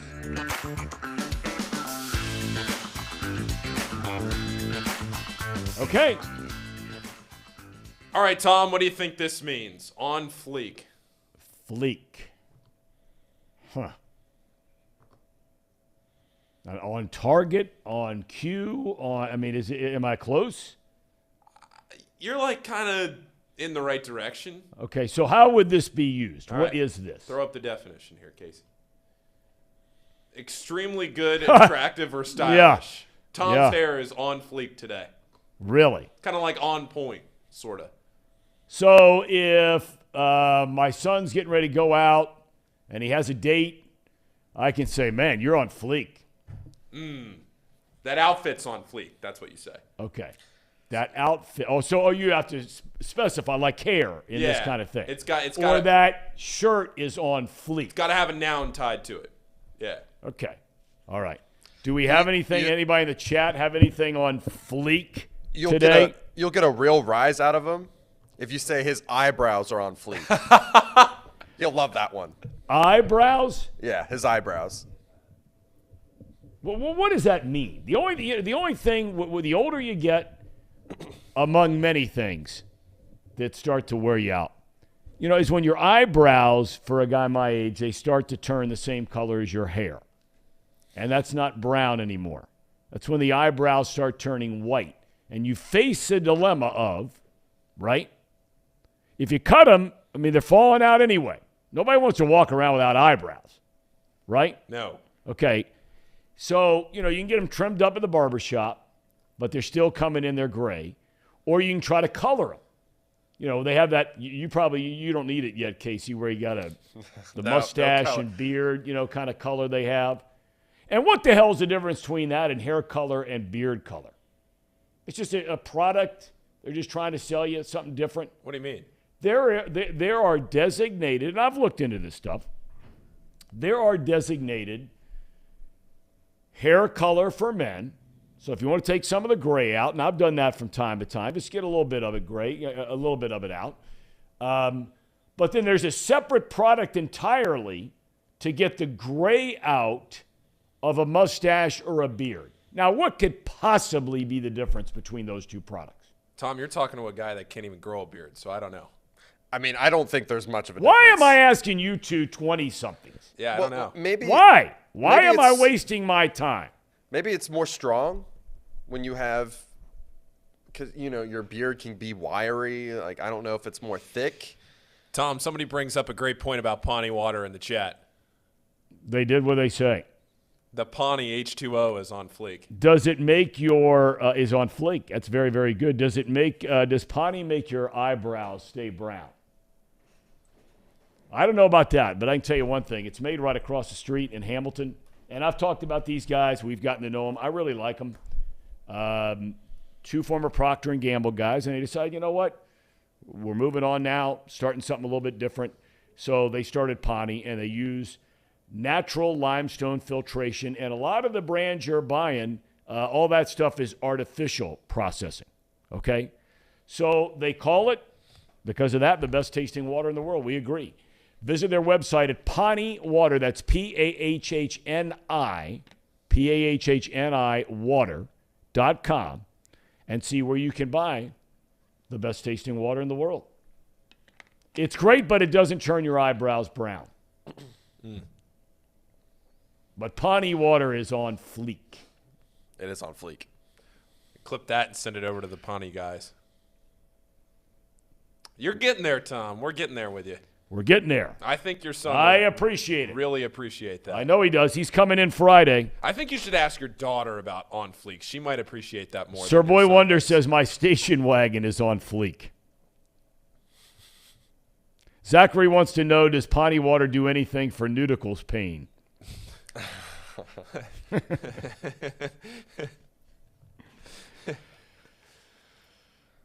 All right. Well, it's now just going straight in the tank, all the comments. Thoughts? I'm going to start with you, Casey. I'm going to go back to the Tim McGee interview. Okay. He said this thing is going to be a knockdown, drag-out game, as you would expect. Division opponents, third time they've met this year. This will be the rubber game. Baltimore won the first one. We all agree Bengals could have, would have, should have won it, but didn't. Beat them last week without Baltimore having a bunch of guys. Bengals played all their horses. Might have been vanilla. We talked about that. He thinks this is going to be a tough, tough game. I said as much yesterday. Your thoughts, if any? Yeah, I mean, I still think it'll be a tough game. I still think they win. I just have this feeling and belief that Joe Burrow is inevitable. I mean, he is the guy that will get the job done. And he will put us in a position. It might require an Evan McPherson field goal, or it might require us to drive down the field to score a last-minute touchdown. But Joe Burrow will put us in a position to achieve that. And I think the rest of the guys, I think they're really pissed off, honestly. Just from all the comments after the game about the chippiness. I mean, Cam Taylor-Britt had some really interesting things to say about the game. DJ Reader even got into it. And there's just some very disrespectful clips of Roquan, like, bouncing the ball off of Jamar Chase's head. And it's just like, this game is going to be very physical, very, very chippy. Yep. I get it. But when it is about that, when it is a Joe versus Joe, or the Joes versus the Joes, Jimmys and Joes. Jimmys and Joes, talent usually comes on top. So I got to have faith in my Bengals. If you were a betting man, are you betting yay or nay Lamar Jackson plays Sunday? Well, I'm glad you asked me that, because that was the point that I was going to make, is that if you want to bet on the Bengals and you don't think Lamar is going to play, bet the Bengals now. Yeah. Get the line at under a touchdown, because what Vegas is doing is that they are assuming that Lamar is going to play. So if you don't think that Lamar is going to play, so if you want to kind of double bet this, you're not going to get profit for it necessarily, but if you're mentally betting on Lamar not playing, take the line now, because as soon as it is announced that Lamar isn't playing, if that's how it goes, the line's going to jump over a touchdown. They've already said that if it's Tyler Huntley, it's going to go to about 8.5, and that if it's Anthony Brown, it's going to go up to 10. So if you don't think Lamar is going to play, get it now at I haven't checked Betfred in the last hour to know exactly where it is, but it's hovering right around 6.5. Yeah, some of the line movement it's already moving. Yeah, but the line, as Casey points out, he's checking a website that kind of aggregates odds, and it's already starting to move up towards 7. The money is about 50-50, so it's starting to even out here as the week goes along, and it becomes maybe more obvious or clear that Lamar is not going to play.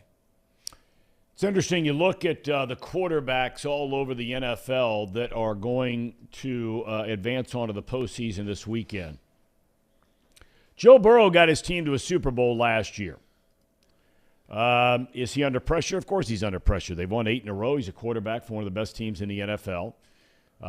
He is 3-1 as a postseason quarterback. Lamar Jackson's 1-3 as a postseason quarterback. And the one game was a miracle when he went off. I remember him getting interviewed on the field. It was one of the greatest interviews I've ever seen with somebody. Can't remember who it was they beat a couple of years ago, and he was running all over the place. The year he won I think it was the year he won the MVP. But there was a really interesting story today, and it seems like we talk about him all the time. We ought to start charging him money. But Paul Diener Jr. wrote a great piece in The Athletic today about momentum. And I always like to say around my house when games are going on, I'll always used to say, especially in my coaching days, as you guys know, one of the great youth basketball coaches of all time, that Uncle Mo has entered the arena. Uncle Mo. Uncle Momentum. But it's interesting that the 49ers have won 10 in a row. The Bengals have won 8 in a row. Buffalo has won 7 in a row.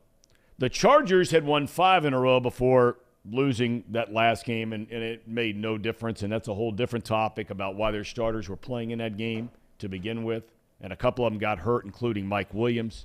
Just insanity out there. The Jaguars have won 6 of their last 7 to win the AFC South. And what does momentum mean going into the postseason?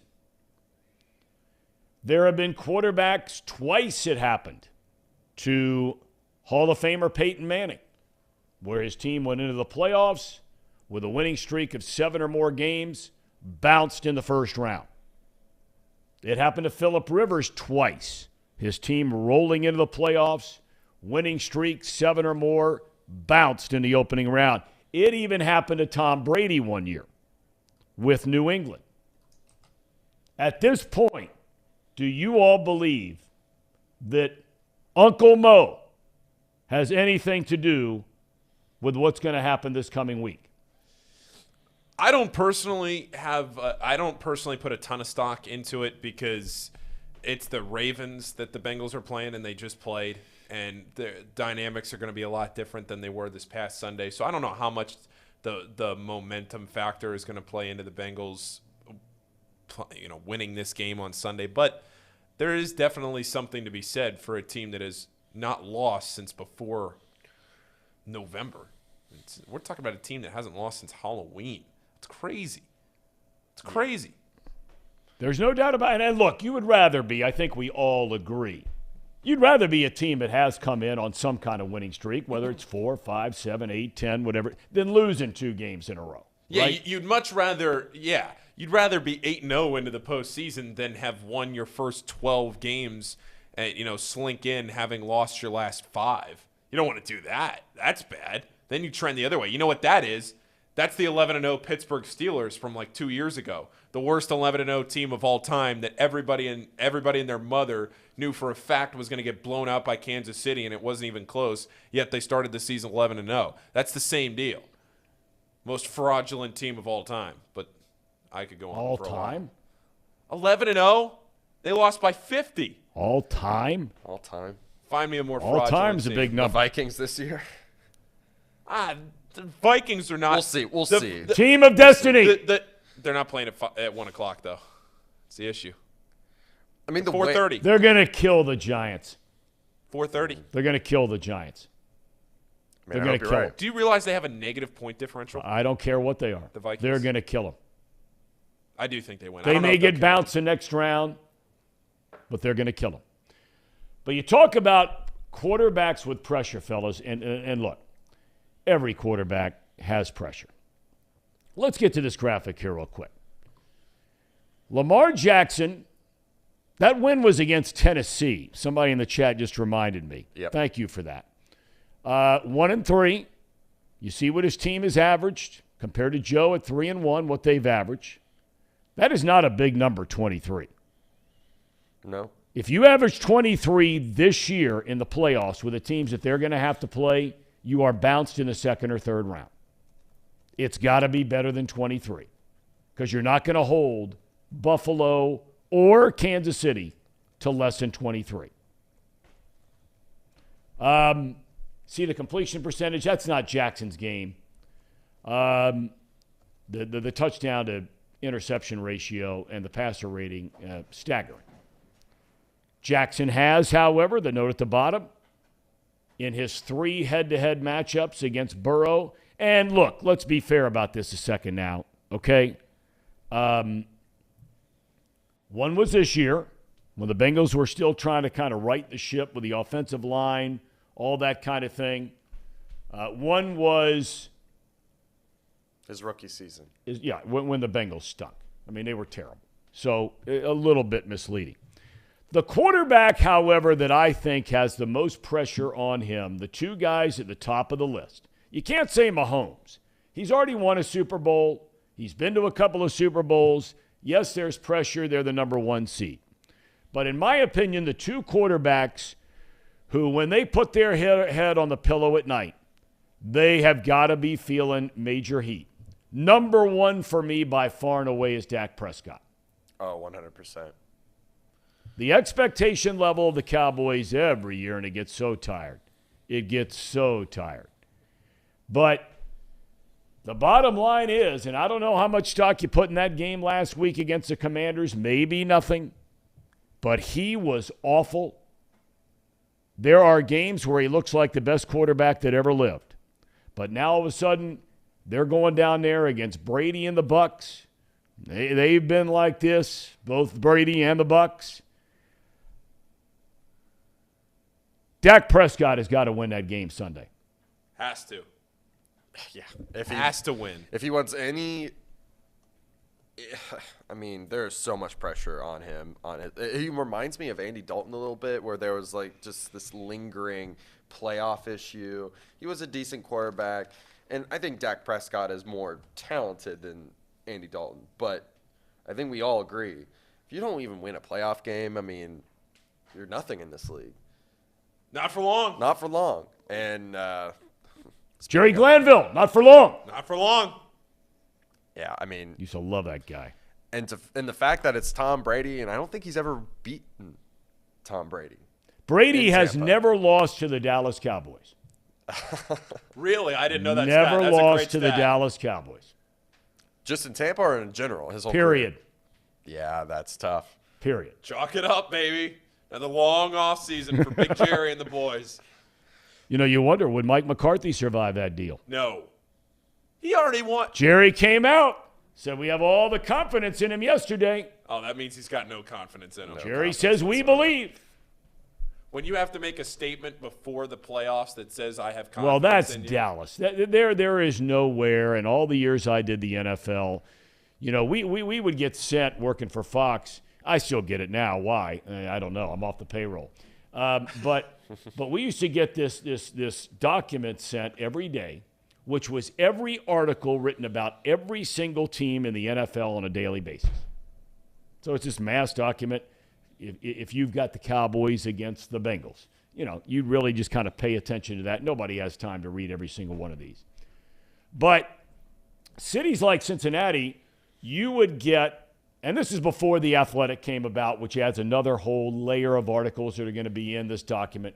But back when it was just local newspapers or maybe a website of some kind, you know, the Bengals might have 3 articles in there. So like their amount where you could click on the 3 articles was like this. Every day with the Cowboys and the Giants, right? were like this. I've never seen anything like it. The coverage of the Cowboys in Dallas. The head coach has his own radio show. The owner has his own radio show. The quarterback has his own radio show. I mean, it's insane, the coverage of the Dallas Cowboys. Forget nationally, just locally in Dallas-Fort Worth. There's a lot of heat down there. A lot of cooks in the kitchen, too. They haven't been to the Super Bowl since they won it with Aikman the second time, or with Aikman and Barry Switzer as a head coach. Sure no, Romo never Right? made it. Romo never made it. Yeah. And you think about all of the pub that they get. You know, Dak hasn't even came close. No, right? not even close. No. I mean, the furthest he's gone is divisional, and that was when they were the first round as a rookie, right? Yep, not even close. The other quarterback who has unbelievable pressure is Josh Allen. You say whatever you want about not getting the ball back. I think we all agree it would have been nice to see if Buffalo in that overtime loss last year to Kansas City in the playoffs could have gotten a chance with the football. Those rules have been changed now for the playoffs this year. That won't happen again. What are they this year? Well, each team's going to have a chance to have the ball. Okay. It won't end on the first team getting the ball, scoring a touchdown, game over. Okay. That won't happen. I wish they'd apply that in the regular season. But at any rate, Buffalo for 2 years has been picked as the team, with Allen getting so much of the preseason hype for the MVP, all that kind of thing. Allen won the head-to-head matchup this year against Kansas City. That was in like the one of the first 2 or 3 games of the year. So, I mean, that's a lifetime ago. Yep. Irrelevant. Just like the Bengals win over Kansas City at this point this year, irrelevant. Makes no difference because next time you got to play him, if you play him again, you got to play him and beat him again as they did last year in Kansas City. But Allen, guys got to deliver the goods, man. They have put together a powerhouse team up there in Buffalo on both sides of the ball. He can't be getting sloppy with the football. He's thrown 13 picks, fumbled 13 times, lost 5 of them. Playoffs, fellas, winning quarterbacks in the postseason, that can't happen. I mean, look no further than those numbers we just had for Lamar. We didn't even put up fumbles lost, and I'd bet the ranch he lost a few of those. He did. Right? Yeah. 2 touchdowns, 5 picks, 1 and 3. Burrow 5 and 2, 3 and 1. What do you think's going to happen if Lamar doesn't play? How do you think the whole Ravens situation is going to play out? I think the Bengals are. Oh, you mean at the end of the year? I mean, like, what do you think the optics are like for Lamar with his potential They're not situation? good. They're not good. Tim McGee said it better than I did. And again, based on Ian Rappaport's report of speaking with people who are there day in and day out at the Ravens facility, if I understood him correctly, you guys tell me if I'm wrong, you read the same thing, heard the same comments. My understanding of that is that this guy is hurt.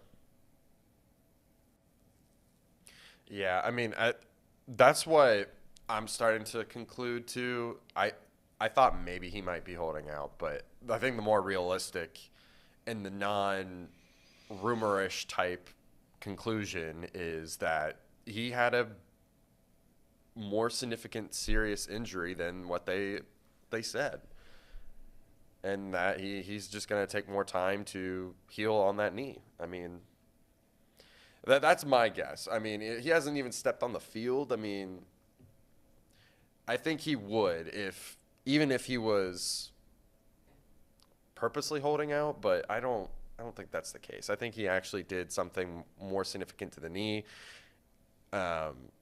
I mean, they said it was a PCL sprain. Yep. I mean, it could have been even like the slightest, tiniest tear, right? And it would be significant pain. And if he was trying to get back sooner than later and he just keeps aggravating it, then it's not going to get healed. So, I mean, that's tough. I do not envy Lamar Jackson's position right now. He is in a lose-lose position. You know, this isn't like a Joe Burrow, although we know Burrow can run. But this isn't the kind of quarterback where you could put a brace on that thing and he's going to be a drop back passer. Just protect him. Don't force him to run around a lot. He probably is able to get back on the field. But more so than any other quarterback that's left in the playoffs now, he is what they call a quick twitch guy, right? He drops back there, all of a sudden, bang, step here, bang, step there, gone. 50-yard touchdown run. Nobody else, Jalen Hurts included, nobody else in the NFL can do that, and that's why Tim McGee just said he's the most unique talent there is. Doesn't mean he's the best. He's the most unique talent that there is. I think that makes a big difference in him being able to come back. Don't you guys? I mean, that's just logic, right? Yeah, I agree. I really think that they're wanting to wait because he has to be able to run the ball. He has to be able to run the ball against us. I mean, there's something going on here, man. There's something going on. I'm not trying to put my tinfoil hat on here, but there's something going on. You know what? I think you're right on that, Paul. What do you think's going on? You think it's a money thing, contract thing? Do I think he can play? No. I think he probably – it's just so tough for me as somebody that loves sports and watches sports and wants to be a competitor and wants to go be out there on a field. Like, if I was in a position that he would want to go out there and be on the field with my team and try to win in the postseason. You just never know. I go back how many times, I just can't say this example enough. How many times back in 2011 did we have to hear about the Oklahoma City Thunder with Kevin Durant and James Harden and Russell Westbrook on that team and how that team was going to play the Miami Heat in the postseason for the next decade, and that was the future of the NBA. The Thunder never even sniffed it again.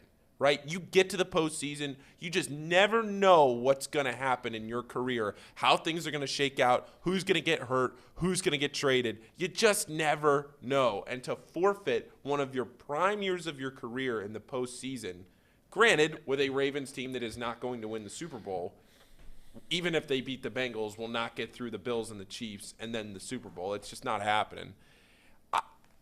It's just so tough for somebody like myself to try and put myself in his shoes and say you're going to forfeit a postseason appearance. I just don't know how you do that, but you do it for millions. All right, well, let me ask you this. Huntley has an injured shoulder, throwing shoulder. Okay? And Brian Billick was on with us very early in the season. There were a lot of things about Huntley he liked. He liked the fact that he was a more accurate thrower than Lamar Jackson, that he had, a really strong arm, could throw the ball down the field, even though we know, we've talked about it, they don't have a lot of weapons.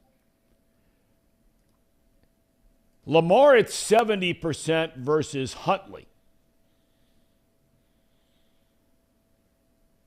Are the Ravens better with Lamar at 70 or Huntley at 100, if he is at 100? But let's assume it for a minute. I would argue no, but You would argue no. What? Which do you think they're better? With Lamar at 70, 75, and Huntley, let's call it 100. Where are the Ravens a better team, or more dangerous team? Honestly, I think they're actually pretty similar. I think they're actually the same. At 75% Lamar, Huntley at 100. I think that's a fair comparison, that they're pretty much equal. So I guess you would put in Lamar in that situation, but if he is hurt, they won't. Like, I don't think that there's a significant enough drop-off. But again, maybe they want the leadership there. Maybe they want the in between the ears, so to speak. I don't know. That's a tough question. 75% Lamar versus 100% Huntley. What do you think? It's about even, right? Or do you think it's less or more? Yeah. I'd still rather play with Lamar if you're giving me the option. Yeah, I mean, like, in between the ears, he's a great leader. Yeah. Well, do you think athletically they would – because Huntley can run around, and he can scramble, baby. Get those legs out there. I mean, I'm with you. he's no Lamar. He's not the boom, boom, go. But he definitely runs the ball. Yeah. He can read the field, make the first read, sometimes the second read, and then he gets the ball out or he runs. Yeah. And that's pretty much what Lamar would be doing, right? At 75%. Like, he doesn't have the same ability to run around and make a guy miss and then I do want to say something here that's unrelated to the quarterback issue, but I just feel like has to be addressed before we get to the box lunch. So Sir Boy Wonder has developed as the Adam Schefter of the Off the Bench YouTube chat in breaking news. What the hell's going on? Verbo! Go ahead. Go ahead. Forgive me. And so Sir Boy Wonder has developed as the Adam Schefter of the Off the Bench chat. But now we have kind of gotten down to a point where we have an Ian Rappaport in the chat, and we're arguing about scooping the scoops first. Right. I love it. I love where we're at in the chat. It's a great spot. Shout out to everybody in the Off the Bench chat. And by the way, a couple of news items. Yes. Not only was Damar Hamlin released from a Cincinnati hospital a couple of days ago, today he has just been released from a Buffalo hospital. Yes. Guy's going home. wow. Thank the Lord. And breaking news, Tua ruled out for the game in Buffalo on Sunday, playoff game. That's already an 11-point spread. That'll probably go to 13 or 14. Probably. Hopes of Tua coming back. Not going to happen. You heard Tim McGee. He laid it all out there today, man. And that's getting it from the horse's mouth. Fellas, Reed, Trace, how we doing, men?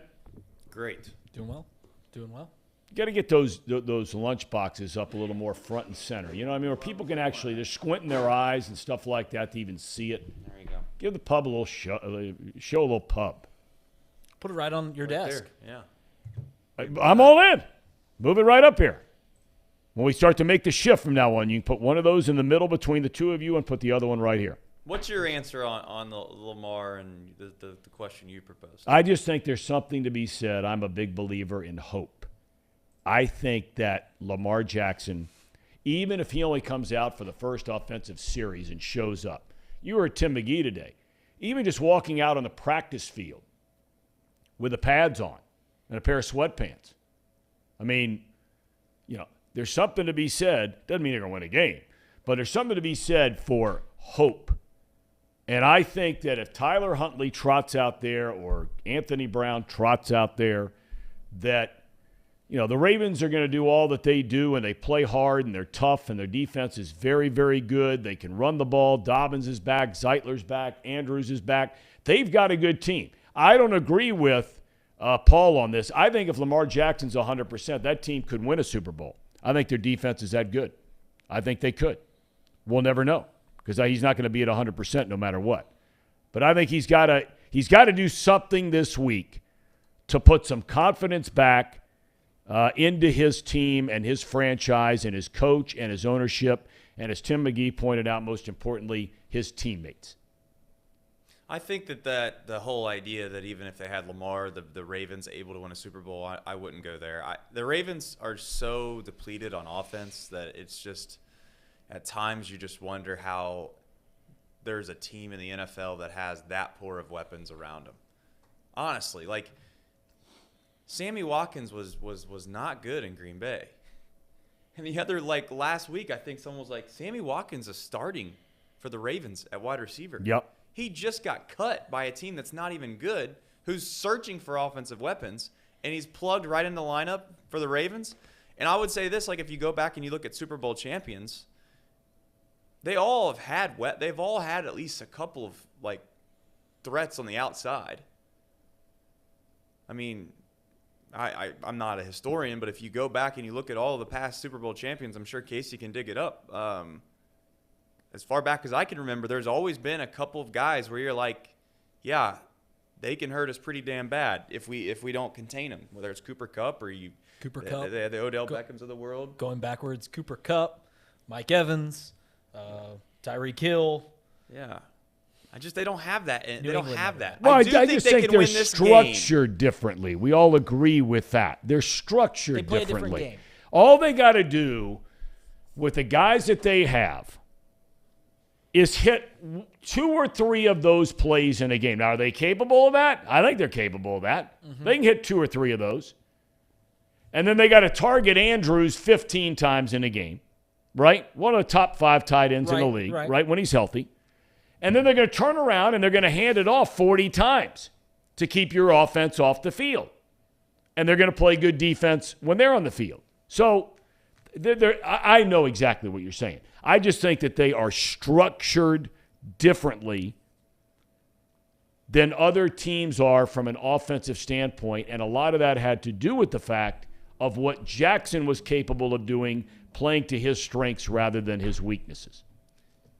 And those people in the chat, they're talking about the Ravens' old championship when they had Trent Dilfer and the Buccaneers championship when they had, who was it?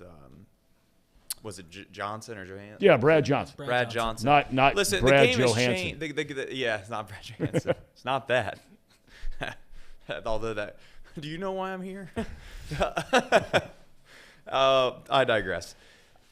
The game has changed, folks. The rules have changed. The whole way that the league is officiated has changed, and it's all gone in favor of the offense. I don't think you can win a Super Bowl anymore by just doing what you've said. If I'm proven wrong, I'll admit, yes, I'm wrong. I just think when you face the Bengals or you face the Bills or you face the Chiefs, you have to be able to find a way to be able to match some of that firepower. Doesn't mean that you need to score 40 points, but I just don't know if this Ravens team can consistently even score 24 points. Okay, but I just put up the graphic, Trace, a second ago. Casey put it up. Joe Burrow last year goes 3-1 through the playoffs, averages 23 a game. 23 a game. Yeah, they were kicking field goals and not scoring touchdowns. Couldn't score in the red And that's where Baltimore is better than anybody. Right. When they get a chance to kick a field goal, they're going to make it. If you're in a kicking competition with I'm just saying I agree with you, Trace, in theory 1,000%, but I just think that when you get to the playoffs, tends to get a little tighter. You don't see a lot of 35, 32 kind of, you know what I mean? You don't see a lot of that because these teams are there for a reason, not just because they're great on offense, but they can at least do something. And when you look at the teams, the 3 primary teams, doesn't mean they're going to be the ones that win it, but the 3 primary teams that most feel will come out of the AFC, Kansas City is by far the worst on defense of that trio, right? I agree. Right? And then you've got Buffalo and Cincinnati that are both very good at limiting teams to field goals rather than touchdowns. That's fair. I don't know. The only other last thing I'll say really quickly, and I don't think that the Ravens fans will even have to worry about it, at least obviously in Cincinnati, and obviously everybody in this office hopes this is the case.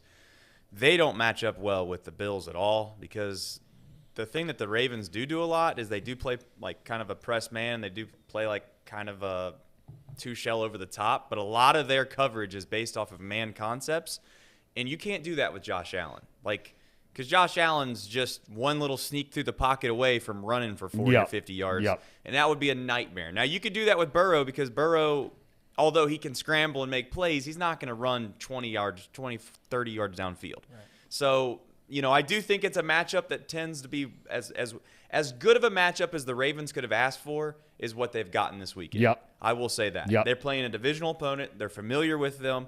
And like it or not, the divisional opponent, the Bengals are a little banged up. And I'm not saying they're on a downtrend, but it certainly doesn't feel like it's bubbly and super optimistic going into this week. And it's amazing the difference one player can make in that conversation. Yep. And that's Kappa. If he's back this week, even though an imperfect game last week, I thought the point made by McGee was fascinating. I haven't heard anybody else make it, and I haven't made it.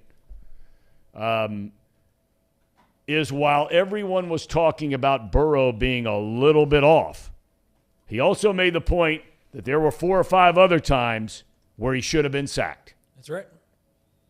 Right? Now, he got away, and you can say, okay, he got away, but you can't have it both ways on that deal.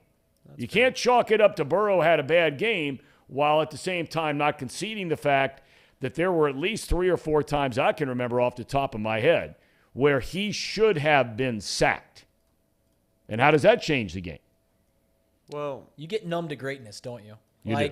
And Joe Burrow, when he's playing great, you get numb to the great plays Yep. he makes, the escapability that he has.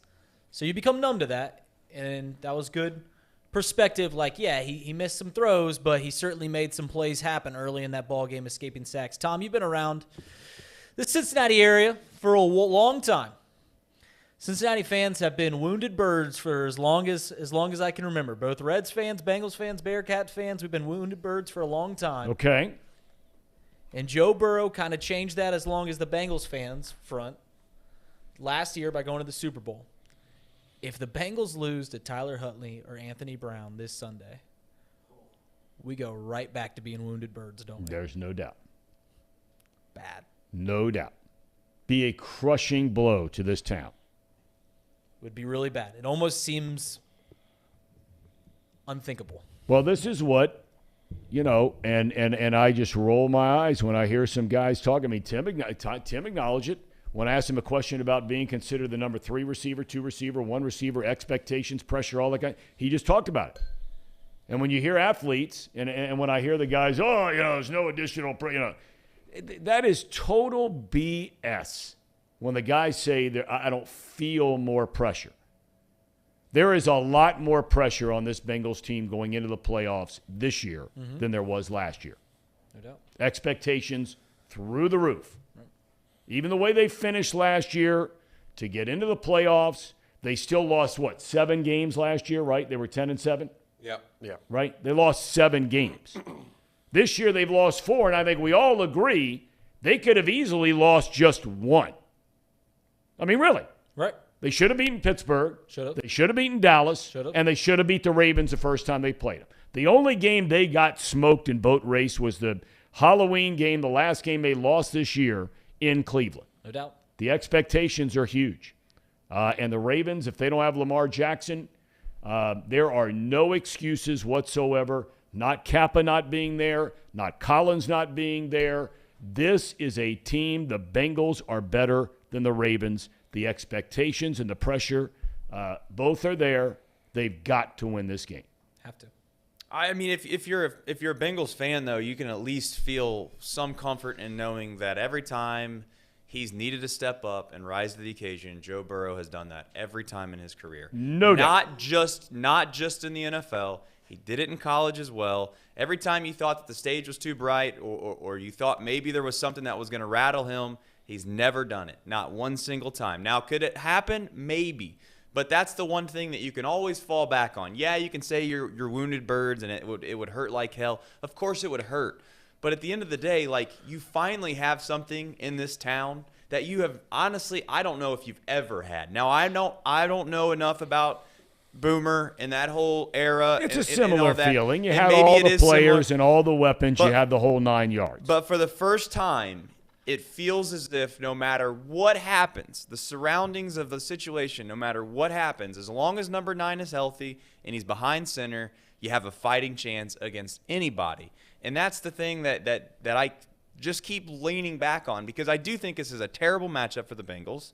I think it's one of those situations where it's just going to feel like it's an ugly mess for all 4 quarters. And it's going to feel like maybe 1 or 2 plays, and you hope they're not fluke plays that make the difference, to where it's like, whether it's a fumble that squirts out and somebody picks it up and runs it all the way in for a touchdown, or something crazy happens like in the Dolphins-Bills game. Or the Pittsburgh game. Or the Pittsburgh game week 1, where you're like, the playoff game. Crazy stuff. Fumbling the ball when you had it away. Right. Yeah. I mean, that's the only way I can envision the Ravens winning this game, is if it's like 17-14 or it's 9-6, something stupid, to where for whatever reason that offense can't get it clicking. And the Ravens did rest a lot of guys. I mean, we could sit here and act like, it was a fluke last week that they jumped up to that early lead and then it got somewhat tight towards the end. But let's face it, like, the Ravens had a chance middle of that third quarter with that backup quarterback, with all those guys sitting, to march down the field. Now, I know you could say, they didn't, Trace. They could have marched down the field and made it a one-score game going into the fourth quarter. So I'm just saying, like, and I'm not saying Bengal fans are overly confident. I haven't really met too many of them. But if you can just survive this game, I do think things bode well for the Bengals moving forward. I agree. I agree. And you and I are in the same camp. Everybody is on number 9. He'll be ready to play when the lights come on Sunday night. All right, boys. Case, Paul, gracias. Thank you, Tom. Brandon. Boy, that's a long ride with that stash through February. Ooh, boy. All right, gentlemen. Time for box lunch. The stage is yours. Casey, run it. I must admit, I didn't think much of this show the first time I laid eyes on it. Seemed like a bunch of stiffs wasting nice The worst microphones. trade of all time happened back in 1803. Go ahead. Napoleon Bonaparte traded the Louisiana Purchase for $3 million. Napoleon, what happened? Half the country for $3 million. You can't even get Tucker Barnhart for $3 million. Then I came to realize anymore. these guys are funny. And Justin Fields have identical stats the last 5 weeks about throwing the football. This guy, okay, And folks, are is a some of the fidget best spinner. gamblers I've come to know. If you're betting on USC and or TCU, let it be known you are a square. TCU is going to hammer this team tomorrow night. I hate to hear that. Tomorrow When we come back afternoon. in here on Monday, you're going to be happy as a lark because USC lost, but you're going to be wrong about TCU. Get ready for the most useless hour of your day. It's time for Boxed Lunch, presented by Betfred Sportsbook. Now, Casey, run that track. All right, it's the most useless hour of your day, and that's probably the most eloquent intro that we have. It's Box Lunch. I'm Trace Fowler. Got Paul Fritcher in the house, Reed Mouse, Seho, and McCollister. Got a lot of topics we want to talk about. We'll run through those. First one is Reed has titled Seabox Cares. Now, I don't know if that's accurate or not, but I will say this. We have a situation where we have 2 tickets to the playoffs this weekend, Sunday night against the Ravens. We are so close on TikTok. I know many of you on YouTube are like, oh, the hell with TikTok. I'm not on TikTok. If that's you, don't worry about it. Not a big deal. But if you do have TikTok, we ask you follow us at Seabox Sports. We're almost to 1,000. If we get to 1,000, that helps us do a lot of significant things that are important to us. So we just ask that if you have TikTok, please go follow us. As far as everything else goes, I have to do this, guys. I mean, you know I have to do this. I would have faced an unbelievable amount of wrath if the Georgia Bulldogs did not beat TCU. So the idea that I'm going to come in here and not do a little bit of I told you so would be completely just a missed opportunity for me. Now, I don't want to sit here and be this guy that says, you know, I'm smarter than anyone or blah, blah, blah, blah. That's not my goal here. But my goal is that when it comes to handicapping or being in line with college football, not the other sports, but in college football, I've been right a lot. And you know what? I took the time. I was like, you know, I'm going to go back and clip these all up because on TikTok, you got all these people talking about, you know, oh, you know, maybe he just made one pick or whatever. I'm going to let Casey run it. And when we're done, all I'm going to say is, I told you so. Run it, Casey. But I personally will take the wrath if somehow, some way, Tennessee comes down to Athens and wins that game. I will tell you, I want you to be prepared for this because I like to just try to warn people. It's like trying to tell your kids before they go and do something that you've done that same thing before and it's ended really, really, really bad. Like, don't go to try to jump that hill, son, with this car at 70 miles an hour because it's going to turn into a really, really bad situation. I'm just warning you, don't get your hopes up too high. You've had a great season. And for whatever reason, I don't know why, but I'm telling you, we have this philosophy, this system in the room here that everyone knows about. I'm not a big fan of the Vols. And I'm not saying they're going to lose this week to South Carolina, but I wouldn't be shocked if it was a relatively tight game. It's a night game in South Carolina. Yep. And they have quarterbacks capable. Spencer Rattler can reel off a game that maybe won for the ages. TCU credit, like I have all year, they came back and they won the game. But I'm going to tell you something right now. If you're betting on USC and or TCU, let it be known, you are a square. This game gets close towards the end. I just trust the culture that is at Georgia under Kirby Smart than I do at Ryan Day in Ohio State. I don't that TCU has got a chance in this football game. I hope you guys crush me tomorrow if I am wrong. I hope you guys sit here and you make clips for the next 10 years. But I'm also going to come in here tomorrow with a smile from ear to ear when I took an incredible amount of money from Vegas. And I'm not even taking it from Vegas. I'm taking it off the squares that are betting TCU.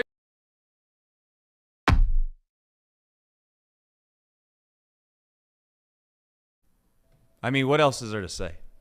What else is there to say? And like I said, I don't want to sit here and spend too much time on it, but I told you so. All right. Let's talk about some more things that most people care about.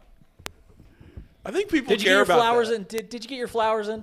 Oh, I wait until later. This TikTok's going to be epic. Love it. Just saying. You've earned it, though. You've earned it. Well, I mean, like I said before, if it was the opposite, it would have been hell on earth for me. You staked your flag. So I staked my flag, and now I'm gonna bask in my glory, as they say. And it is, again, like I said, I've been ice cold in college basketball. I cannot win a game. In fact, the only thing I won yesterday was when I put $7.50 that I immediately regretted at halftime. I didn't put more, but I put $7.50 on South Carolina at whatever it was, plus $1 million. Yeah. To win. To win. That hit, thankfully, but it's still. I've been ice cold, so I can't sit here and act like, everything's been great. But we've been talking outside the office. Yeah. Should Lamar play? I'm going to let you just kind of start this whole thing. I'm not even going to call it a bit. This is real. No, right? yeah. So everyone's talking about, is Lamar going to play? Is Lamar going to play? I mean, let's just face the facts here, guys. Lamar should sit. He's getting disrespected by the Baltimore Ravens. Why would he go and play for a team that's going to pay a linebacker, a middle linebacker who doesn't even rush the passer? You're going to give him $100 million? I'm going to sit and try to win you guys a playoff game? You guys need me to win you a playoff game, and I'm going to come out here and risk my career for you guys? Lamar Jackson, if he has a good agent, which we know he does, he should go out and he should sit this weekend and just, at some point you feel a little gratitude to a team that's giving you so much, but what have the Ravens given Lamar? A man should sit. Just don't even worry about playing the game. Lamar, don't even show up for practice for the rest of this week. Just go ahead. Everyone's zigging. You zag. Get the heck out of Dodge. Have you ever thought that maybe, Reed, he just doesn't want to get another DM from you? That's true. Do you think that you ran him out of town? I do intimidate people, although he did beat me at my game because I DM'd him and they won earlier this year, and I didn't DM him for the final game because that was Anthony Brown. But that is true. I am an intimidating factor. I'm worth at least 2 points in the spread. Like, you think, hey, I'm going to Paycor Stadium. Nobody goes into Paycor and wins. And I got to deal with Reed Mouse's DM. They say a home playoff game or a home game is worth 3 points in the spread, which that's up in the air if that's true. My DMs are worth 2. So, like, every time that you see a line, that's plus 5. So this is pretty much a pick 'em if it was 6 points. It was a pick 'em. But because it's at home, that's 3. I'm worth 2. I agree. People ask me all the time, what's going to happen when one of these quarterbacks DM me back? And that's just never going to happen. I mean, there's no point in talking about it. I mean, I don't know. It would be hilarious if, we're playing the Bills or something like that, and I just lay into Josh Allen, and then after the game, they beat the Bengals, and he's just like, hey, good game, bub. Yeah. That'd be great. Are you prepared for that? Like, do you have something in the back of your head that you're prepared? Because they'll only respond to you after a loss. They're never going to respond to you after we beat them. Yeah. No, it's going to be on the fly. I don't have anything geared. Okay. Ready to roll. All right. But Lamar should sit. Yeah, I mean, in all seriousness, if I'm him, I don't think I do play if I have any lingering possibility of being injured. It's not like he's Tom Brady where he's throwing the ball after 2.5 seconds and he's not going to get hit in the game. I mean, his instincts are going to take over. Mm-hmm. He's going to try to scramble. He's going to try to make a play or extend a play, and he's going to get hit. And the question of the day then becomes, how important is it worth risking something significantly bad happening in what I would say is a season that has no chance of a Super Bowl? Tom can sit here and say whatever you want. You guys in the chat can say whatever you want. The Ravens have no chance to win a Super Bowl this year. I mean, it is nearly impossible for them to beat the Bengals with their defense and then obviously the offensive firepower that the Bengals can provide. Turn around and go on the road to probably Buffalo, who they match up horribly against. And then if they were to somehow survive that game, then they got to turn around and probably play Mahomes in Arrowhead and somehow beat them, and then turn around and what I would say is probably beat a team in the NFC like the Eagles or the San Francisco 49ers, who are just a better version of them. Like it is unfathomable that the Ravens can win a Super Bowl. So if you're Lamar, no matter what happens, it's going to lead to a loss eventually. And you could sit here and say, Trace, well, you can say that about every team. No, you can't. I mean, there's certain teams you could say, well, you could see them getting hot. The Chargers could get hot. I would argue the Jags could get hot. Maybe Trevor Lawrence plays out of his mind for 3-4 weeks. But when I see the Ravens offense, it reminds me of like the service academies when you watch college football at times. Seriously, when you guys watch the Ravens, do you not just think like, this team is abysmal? Sometimes when you're watching a game, you're like, man, we need a quick score here. But when you're watching the Ravens, that thought can't even come in your mind because there's no such thing as a quick score for the Baltimore Ravens. It's a 12-yard drive, 6.5 minutes off the clock. Got to really grind. There's no 2-minute drill. Are the Ravens going to franchise tag? Like, if they have no intention of signing him, they can't even franchise tag him because it's like $40 million. That's the gamble, right? When you franchise tag someone, it's guaranteed money. Yep. And if they franchise tag Lamar Jackson, he's just not going to play. He's straight up just not going to show up. So they literally cannot franchise tag him because he just straight up will not play. So they would just be tied up in all that money. So he's either going to not have to work next year for whatever the franchise tag is, or he's going to get paid $200 million by some other team. So, yeah, don't play. Got nothing to gain. He's going to get paid. Right. I mean, this league has proven one thing, and it is that they will stretch. Organizations will stretch to get a quarterback. I mean, it doesn't take long to look around the league, guys, to figure it out. I mean, Denver 100% did it.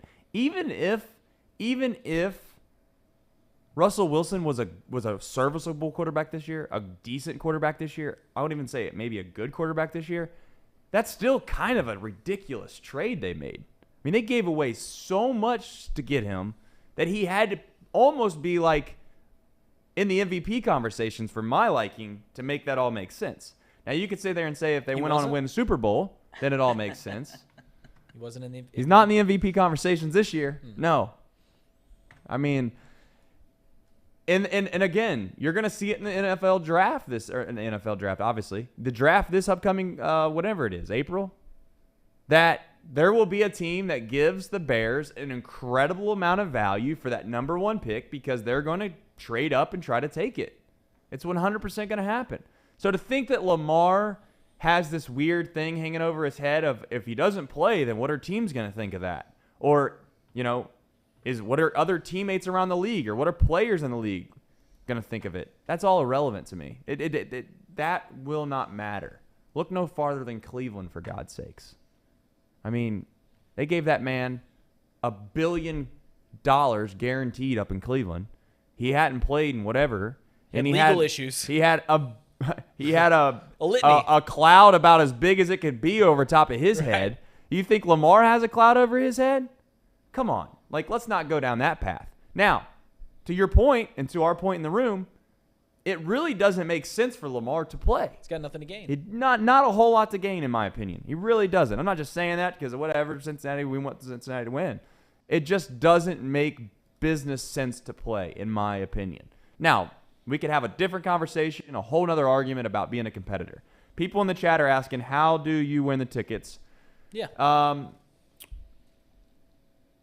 This is relatively difficult. We're going to focus on TikTok. Okay, here's the deal. If you follow us on TikTok, you are in the running. I also understand, to be clear, that you might not have a TikTok. If you don't want to make a TikTok, I understand that as well. I also will say, the loyal people that are in the chat every day, we know the names. We got them all within the chat history. I will also put those in the pool as well. But if you're in the pool of the OGs in the chat, and then you're also in TikTok, then you get 2 entries. Hell, man, I'll tell you what, you'll get 3 entries. I'll make it 3 entries. Put your name 3 times on the wheel. That's how you win the tickets. Do we need like That's simple. Do we need like a screenshot or something from people?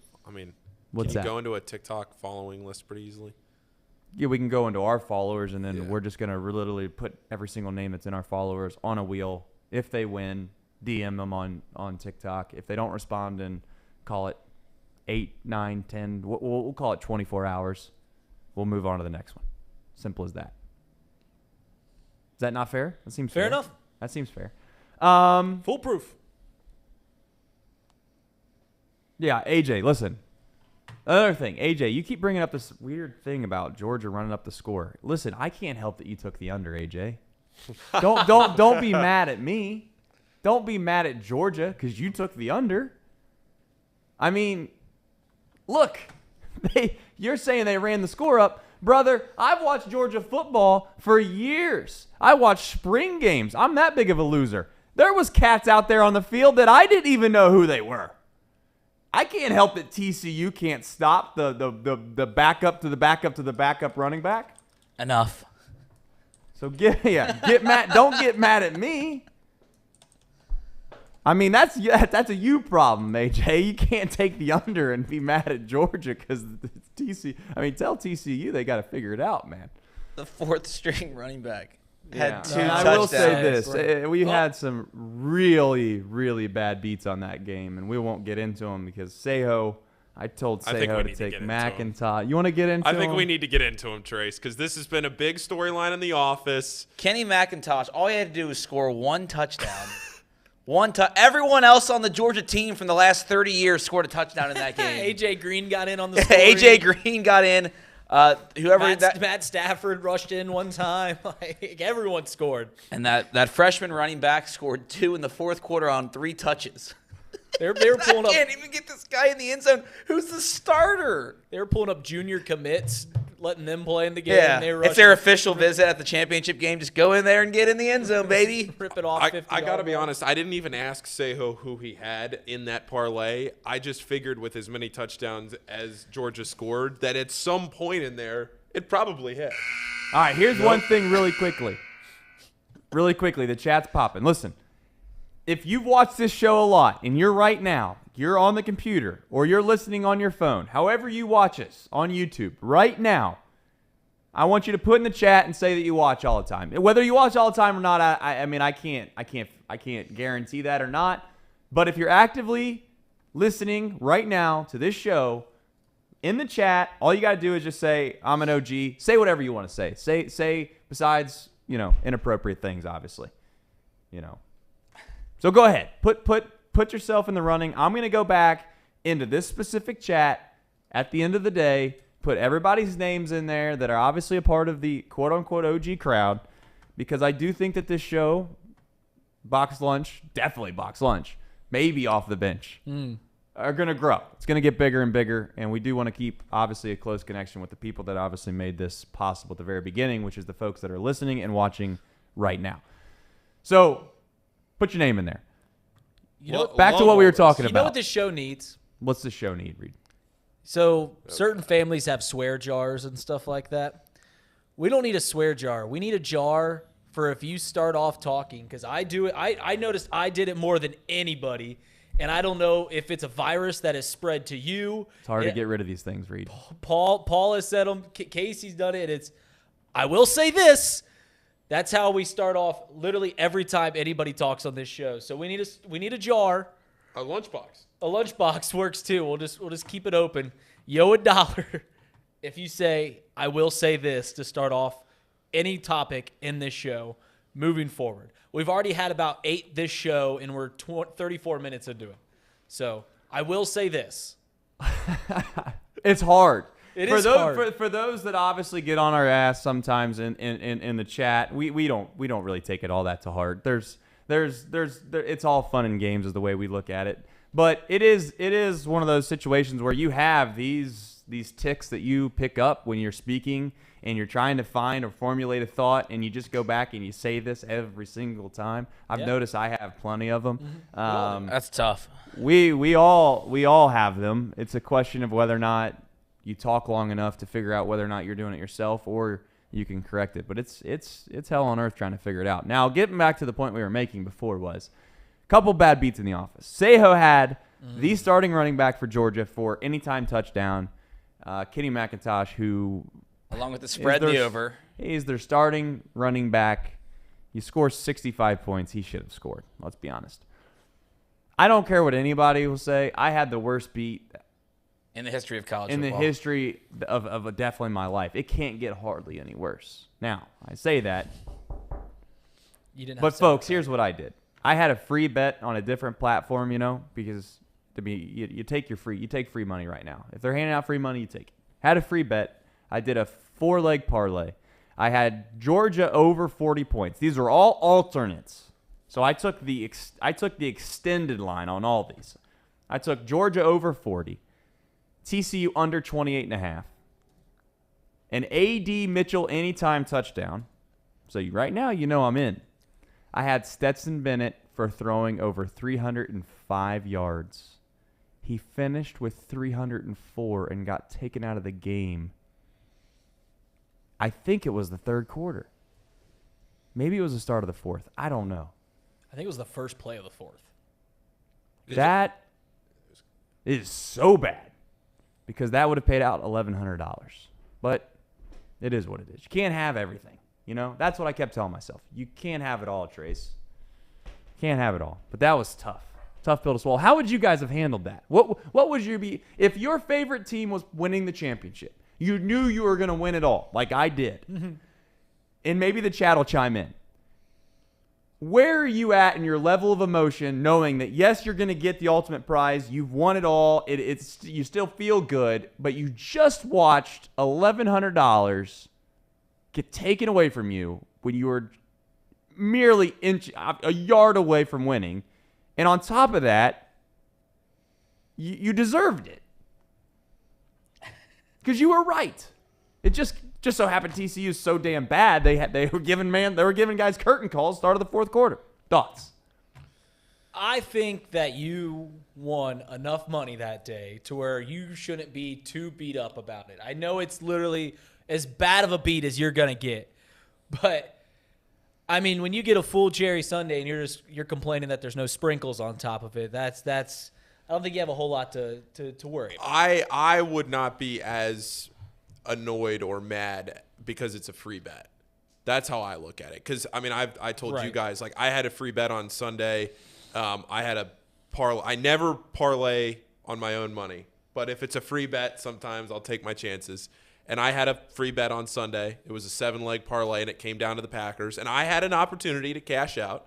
I had an opportunity. But I said to myself, I'm okay not taking the cash out because I never put myself in opportunities to win like exponential amounts, like parlays, like big odds kinds of money, because I always just take straight bets. So I was like, you know what? I'll take a chance. But I never sat there in the Packers game and was like killing. Like I was disappointed, but right. I was not. I didn't feel like just my heart got ripped out of my chest when the Lions went down and scored. If it's your own money and you have like $250 on a parlay, and not only do you not win the money, but you lose your own money, that's when I'd be feeling tough. So at least it was a free bet. That's my perspective on it. It didn't, to answer the question of you guys, it didn't take me too long. I will say that I audibly said some things I shouldn't have said out loud. I will say. Fair enough. Maybe it's $1 in the jar. We all do it. It was bad. No, it was genuinely like for 5 minutes I was a little distraught, and then I was like, whatever. It is what it is. We just won the national championship. Yeah, well, it was. I never had the money, so it is what it is. If I told Trace Cameron Fowler 3 years ago that Georgia would win back-to-back national championships, the second and the most dominant bowl win in college football history, and I told you for 5 minutes at the end of that night you'd be incredibly upset for any reason, would you believe me? No. Okay. Well, what about excluding Reed's Chicago Cubs? Raise your hand in this room if you've ever seen your team win a championship. Oh, Washington. The Nats, baby. Okay. Yeah. Out of town teams. I guess. So you bring up a good point, Sayo. Let's ask this question in the chat. I'm being serious. I'd miss out on $1 million if it meant UC won the national championship in basketball. Wow. That's big time. $1 million? $1 million? $1 million? No. I was speaking. Lord. Yeah, no. I was making a point. $1 million? No, $1 million. They can get boat raced. I was making a point of, like, I wouldn't be that shook. I know it sucks at the time, but like, you just watch your team win 2 titles in 3 years. I've never seen a chance. The Cyclones have won 2 Kelly Cups, but I've never seen a championship. That is true. I'm gonna take your hyperbole away from you and ask a serious question. I want the people in the chat to answer as well. This isn't a what's so funny? Everett. Dating, in all caps, Everett. Here's the question of the day. Take your team that you love the most. Kirby. I don't know who that is. For me, at this point, it's the Reds. That's the team that's been, quite frankly, not very good for as long as I can remember. And when I've had the opportunity, now the Georgia's won, and Kansas won, and Packers have won in my lifetime, the Reds are it for me. The question is this, because everyone's units are going to be different. I don't want it to be a money thing. Like, I don't want you to say I'd give $20,000, because $20,000 to some people is like $200 to other people, right? I do think a way in which you could try to make this equal for everyone based off your income or based off how much money or your net worth or whatever term you want to use is how many house payments or rent payments would you be willing to give up and pay to nobody, and it just burns in a pile of dust. So it's not like you're paying your rent. You're literally just burning this money. How many rent payments would you be willing to give up for your favorite team to win the whole damn thing? Your top-level team. Whole year. Yeah, I don't know if it's a full year, but because at the end of the day, this is entertainment, right? That's what sports is, but it's about a year. No, it's life. It's not the way this goes, Emperor. Emperor, also, that's a bold statement by you, considering they've never won. See, that's a loophole in these questions. Yeah, the question. 6 months. 6 months. Yeah, I would pay 6 months mortgage for the Chicago Cubs to win a World Series. What about your rent payments? Yeah, I'd pay a few rent payments. I'd pay a lot, actually. Yeah. My rent payment, yeah, whatever you want. Do we want to Paul, dive in? Paul, if you had a 1-bedroom studio somewhere that cost whatever. Springs, a Westchester. The Springs in Westchester. Yeah, whatever it costs, it costs. You got to give me at least somewhat of an answer here. Yeah, I think 6 months probably. Okay. Casey? Casey's got a payment. You know what it is, Casey. Yeah, How many payments are you willing to burn?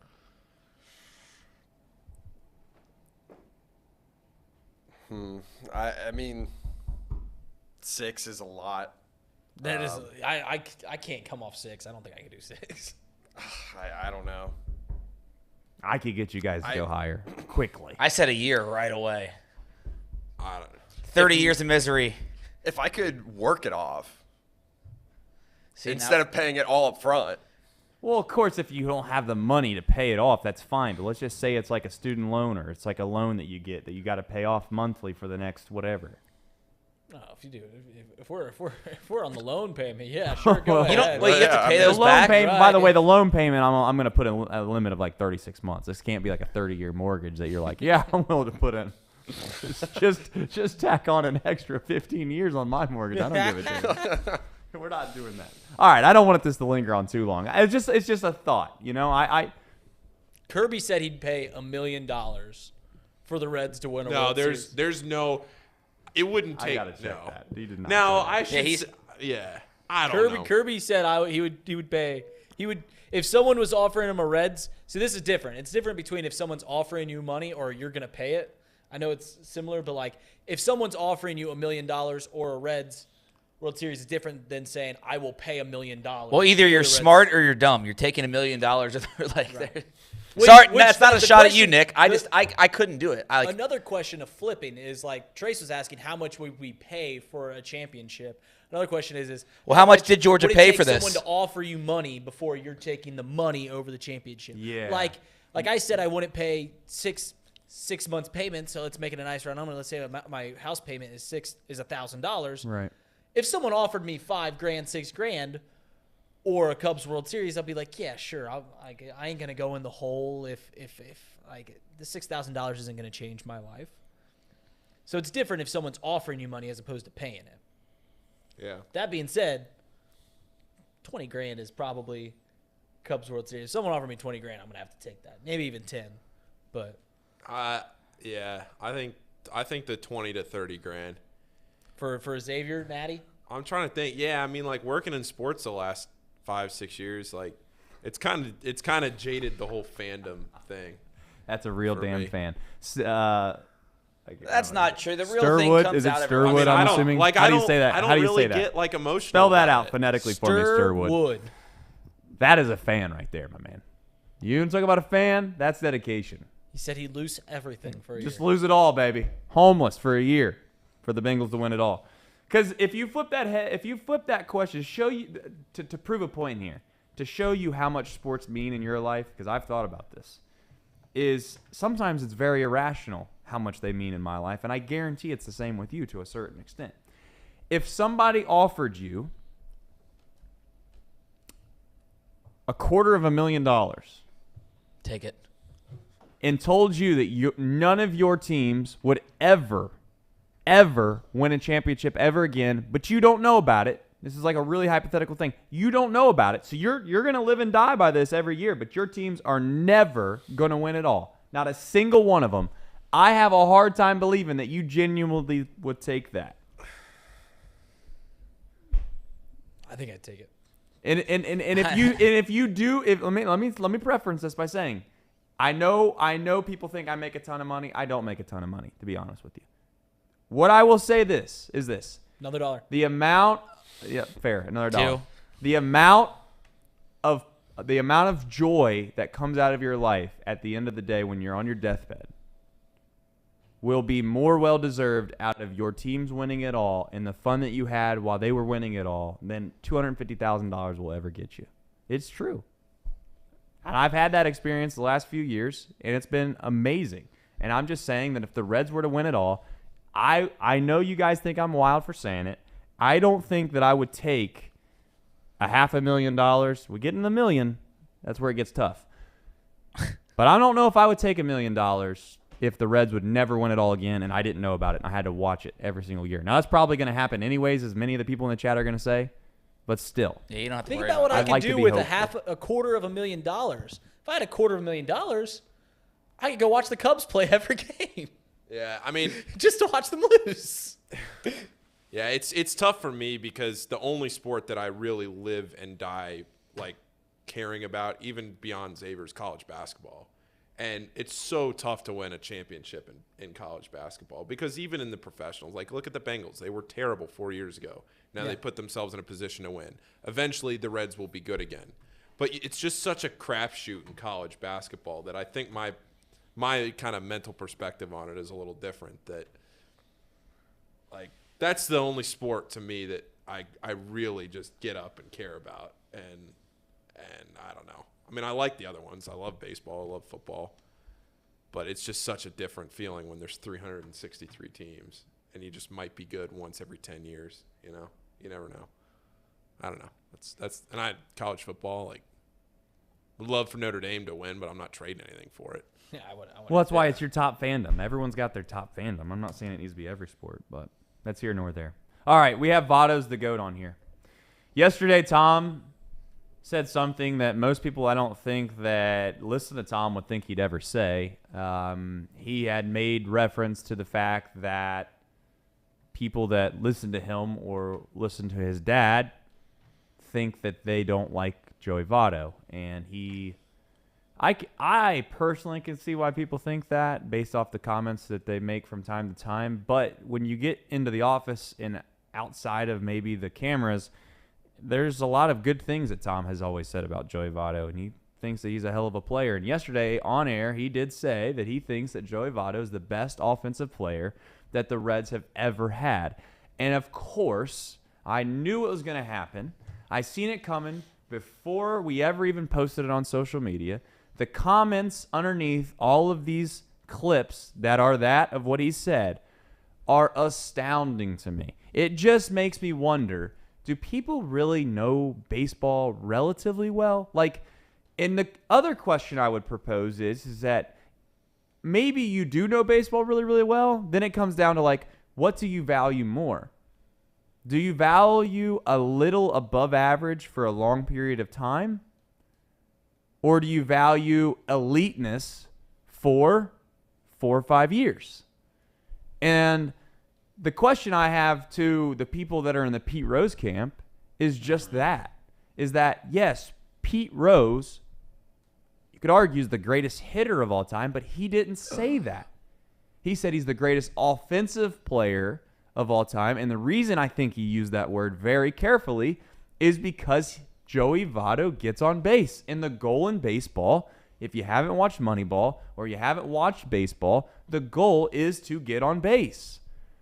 I guess the genuine question I have is, you guys tell me, if the RBIs are relatively the same, or the RBIs are greater for Joey Votto, and Joey Votto gets on base significantly more than Pete Rose did, which he did, and this is where I hate doing this, because what ends up happening every time we do something like this is you always tear down somebody that's great to try to elevate somebody else that's great.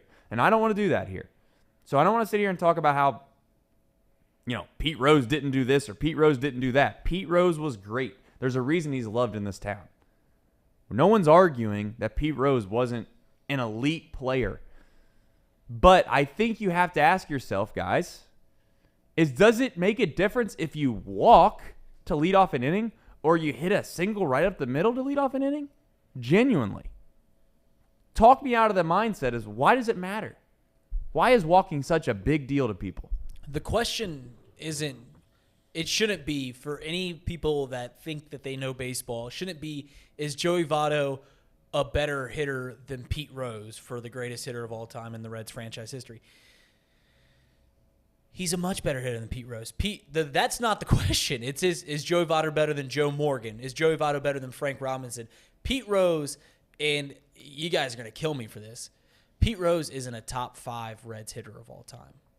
You might think I'm freaking crazy for saying that. He just simply isn't. He did it for a long time and was good for a long time, but he's not. He was never great.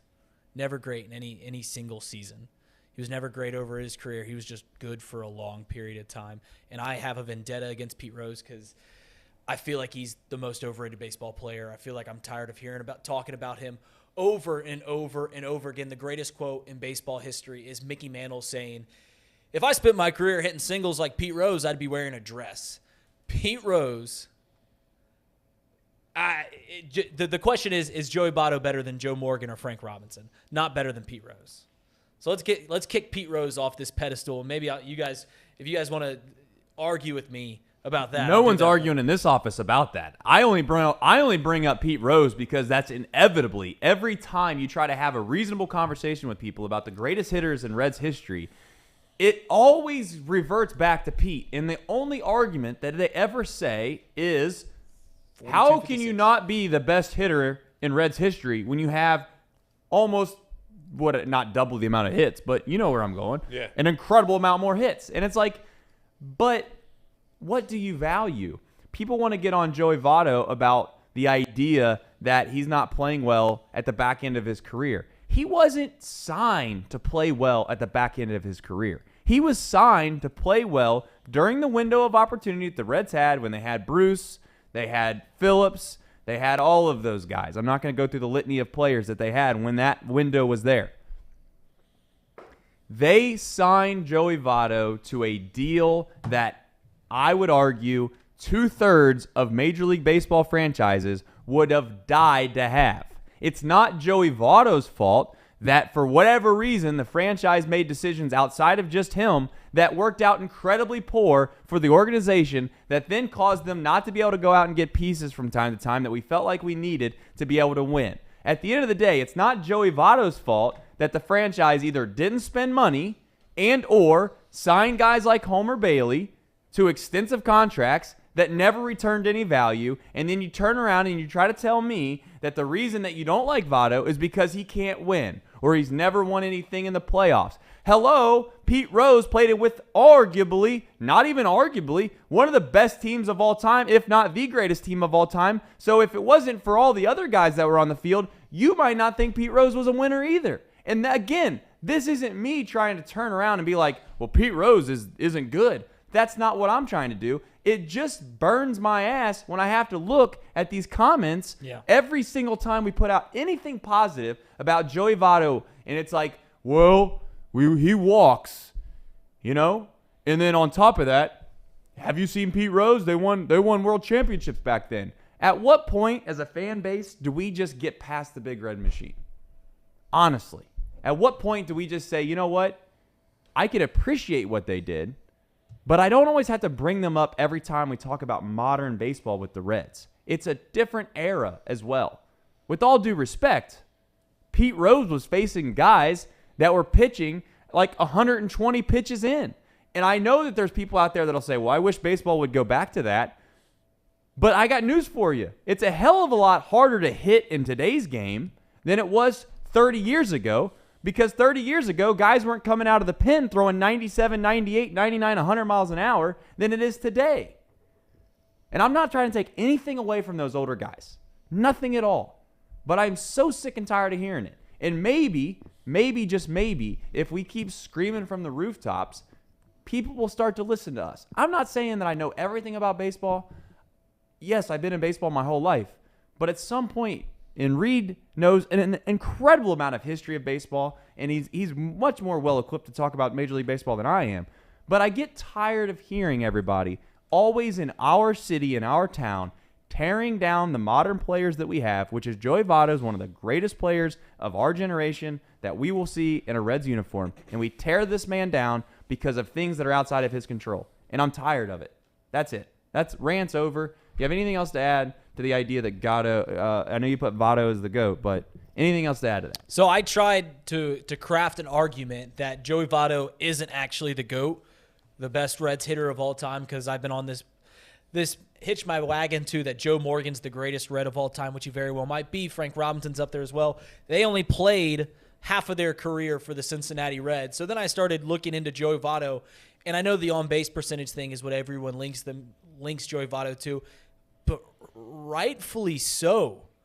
His on-base percentage isn't just elite. It's some of the greatest of all time. He led the National League over an 8-year period in on-base percentage 6 times. The 2 years that he didn't lead the National League in on-base percentage, he was hurt for 100 games. So he only played 60 games, and he played bad in those 60 games. The other year, he had a .459 on-base percentage, which was second in the National League behind Bryce Harper, who won the MVP, had the greatest season in National League over the past decade. That was back in 2015. And Joey Votto was 1 point behind Bryce Harper's on-base percentage that year. So in the best year that the National League has had in the past decade, Joey Votto got on base just a point less than Bryce Harper.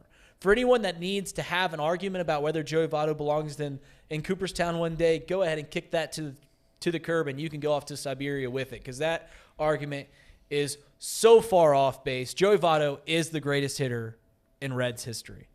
And just for a fun fact, Pete Rose's career OPS is 100 points less than the OPS of Sin Soo Choo. Man, see, give Reed an opportunity, he's going to bury Pete. That's not what I was trying to do here, but I get tired of hearing about it. And I know we're in the middle of a week where the Bengals are playing a playoff game against the Ravens, and we're talking about Joey Votto as the GOAT. But yesterday it seemed relatively topical. We had all these comments in the social media realm of this, that, and the other. You know, how could you possibly say that? And how many times do we need to talk about the Bengals and the Ravens as well? You know, I mean, at some point it is what it is. You got to line it up and play. That well's pretty dry right now. Yeah, and I mean, until we know more about the Lamar Jackson situation, there's really not a whole lot to talk about. And so let's talk about something else. Let's talk about college basketball for a second. Coach Cal, guys, is in a position now where he cannot win. And he's not going to win.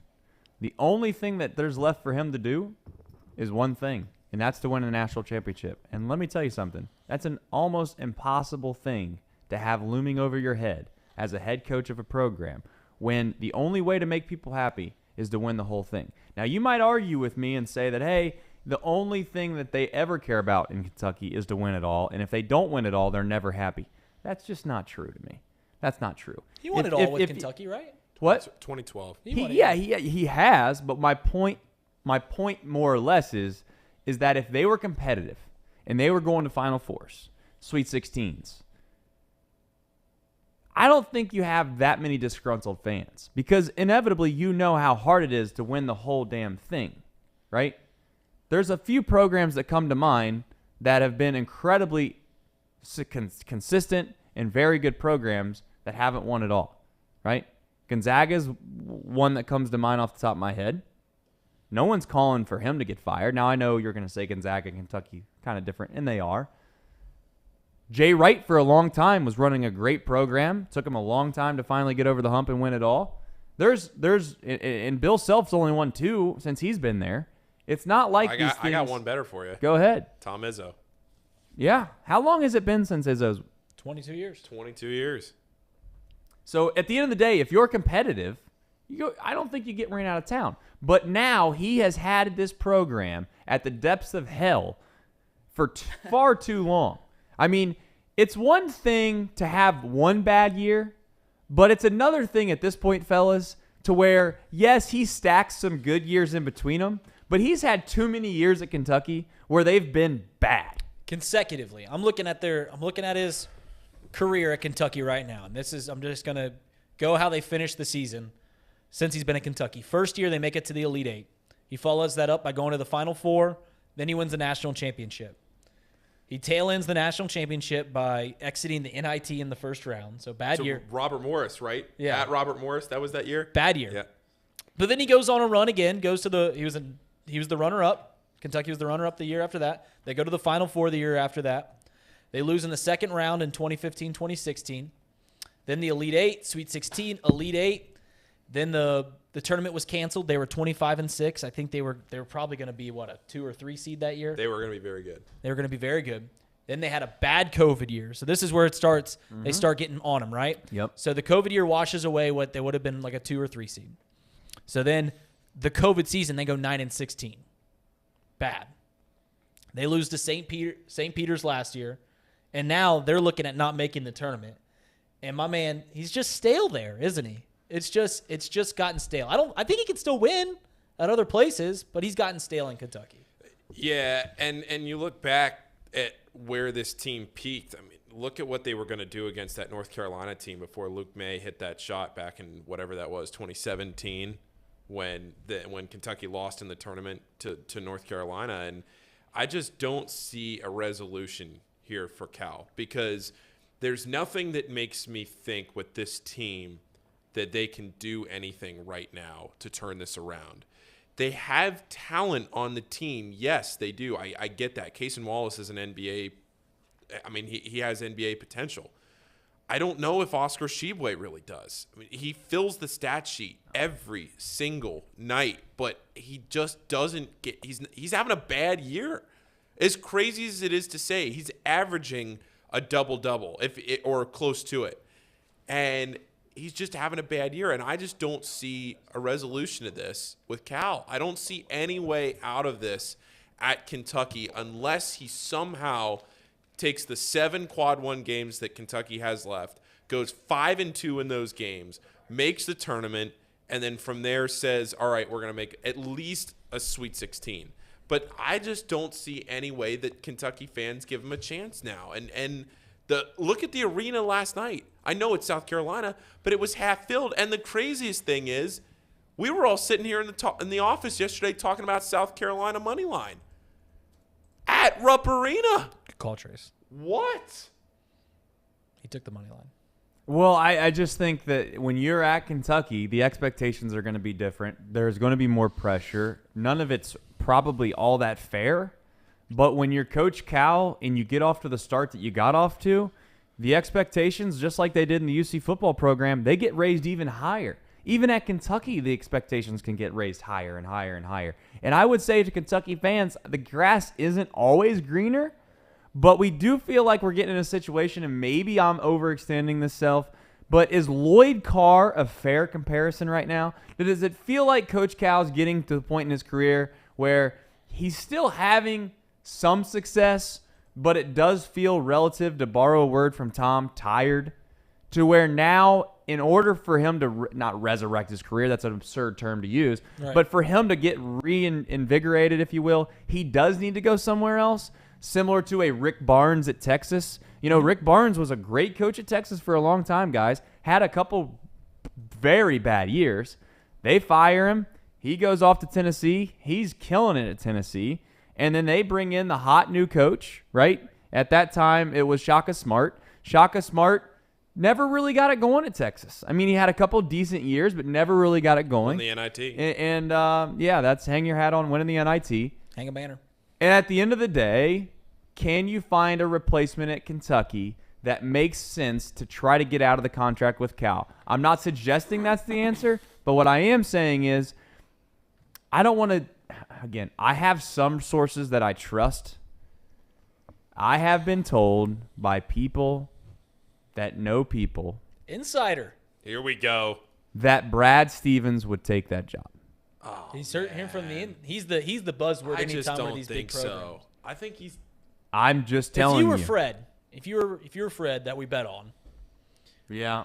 what are the odds are you taking that Cal's gone after this year? I would say the chances of Cal being the coach next year would be like minus 450. So you think it's very likely that he comes back? Too many kids in the recruiting class that are very good, that are supposedly coming to Kentucky, make it hard for me to believe that they will move along and move on. Having that in mind, though, the scary part about Cal, if we're going to get down to it, is think about when he's won, what it's taken for him to win. Has he ever, Paul, correct me if I'm wrong, and chat, definitely, I know Seth's a big fan. Has he ever had a team where you're like, you know, from a talent perspective, I don't think they're that good, but damn it, they keep winning. They're finding ways to win games. Every time he's won, dude, it's like the who's who of the NBA. You got like Anthony Davis, and you got the Wall brothers, and you're just like, dude, these... Bam Adebayo. Huh? It wasn't the Wall brothers, by the way. It was the Harrison twins. I mean, they had legit players every time he's won. So it's never been like they're winning because of Cal. It never has felt like that. And I'm not trying to take anything away from Cal. I've defended Cal for a long time. He's done a hell of a lot in his career and had a lot of success. But someone tell me. Brian B said book it. I think the only way Cal is gone after this season is if he takes another job. If he takes the Texas job, really. I'm trying to think of any other. Oh, they're not going to fire him. It'd be. They're not going to fire him after this year leaving. because of the class that's coming in, and especially got to remember Reed Shepherd is coming in as a freshman at Kentucky next year. Which, if you don't know Reed Shepherd, he is the best basketball player in the state of Kentucky.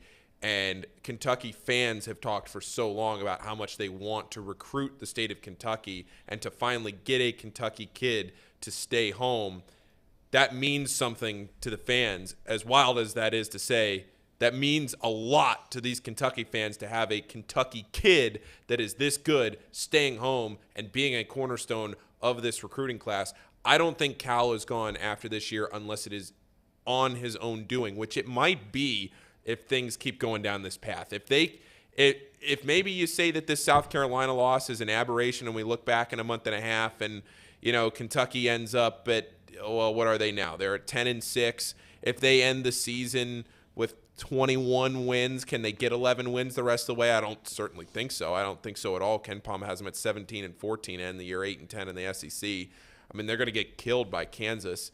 So I just don't see – with this class coming in, that's his saving grace.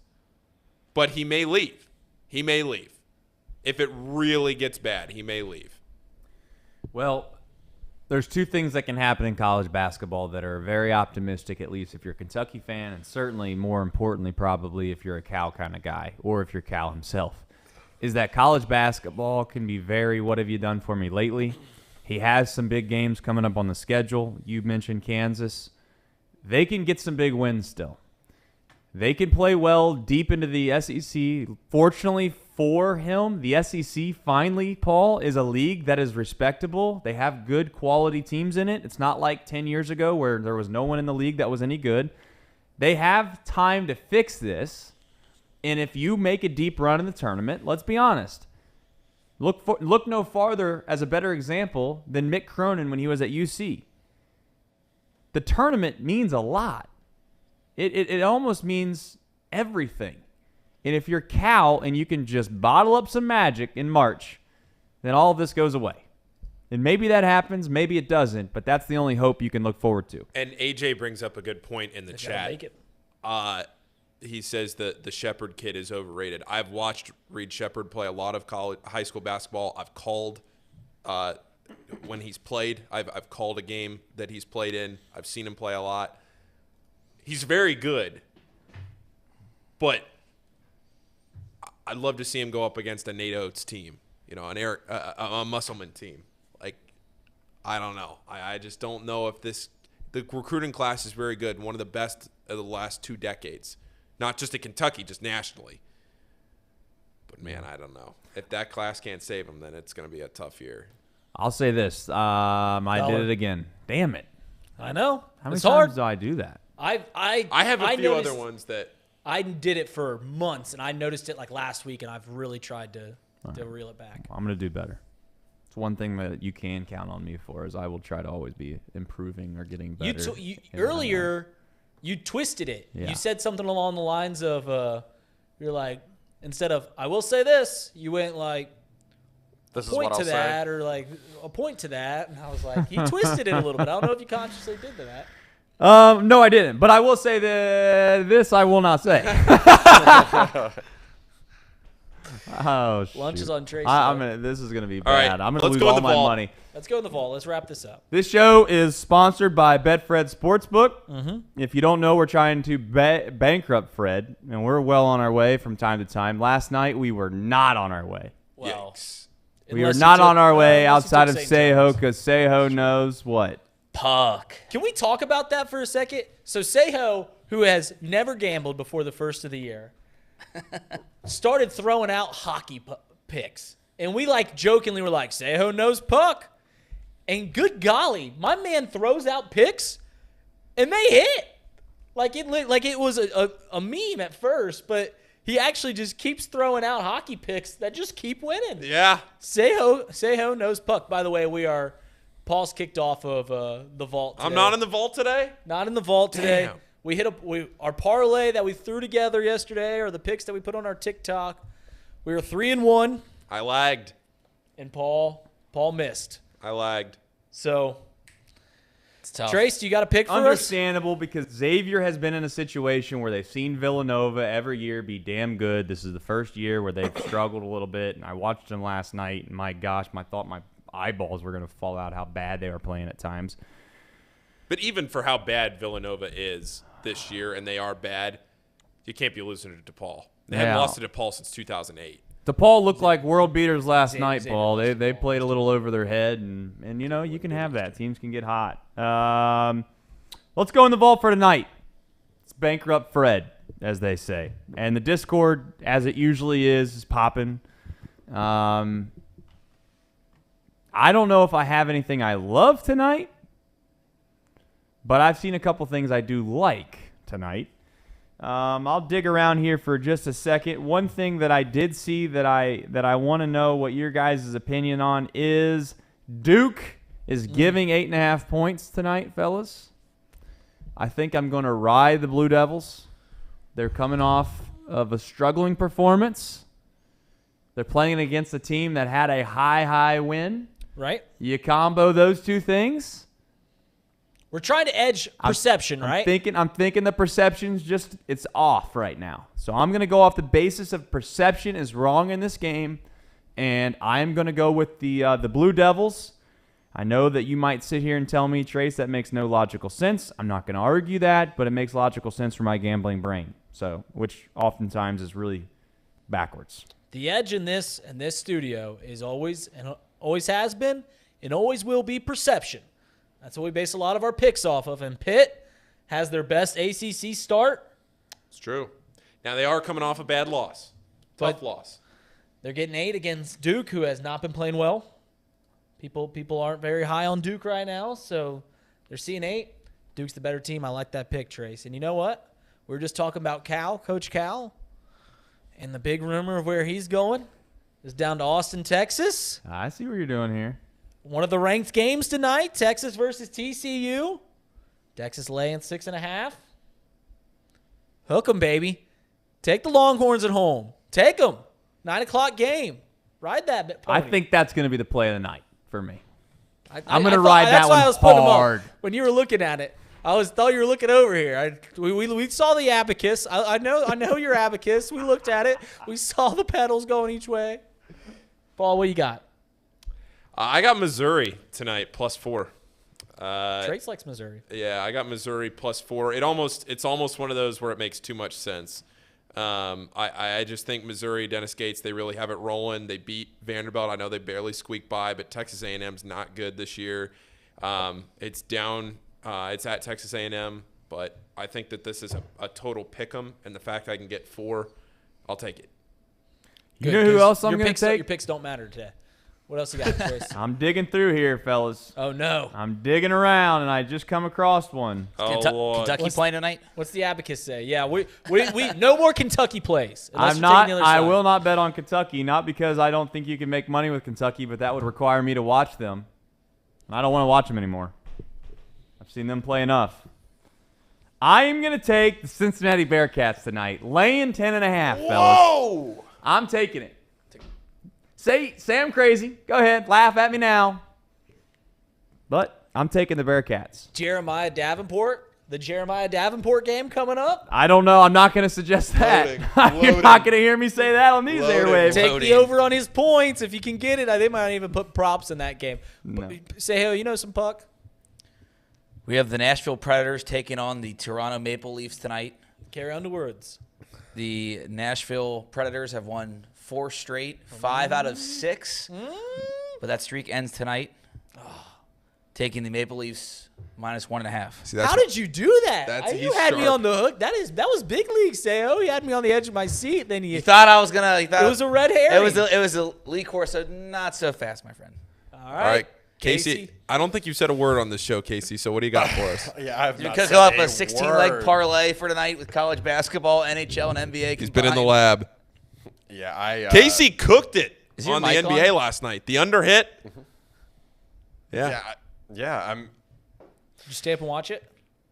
Did I stay up and watch all that? No, I did not. I did.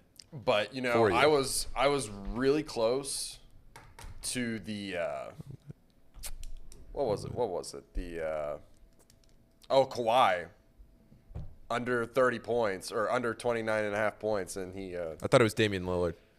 Yeah, that's what it is. Damian Lillard. My bad. I was tracking the game on the stats. Dame Dollar. He scored 30. Seth, what time's Indiana State play? They play. I already looked Sycamore. at it. 7 o'clock.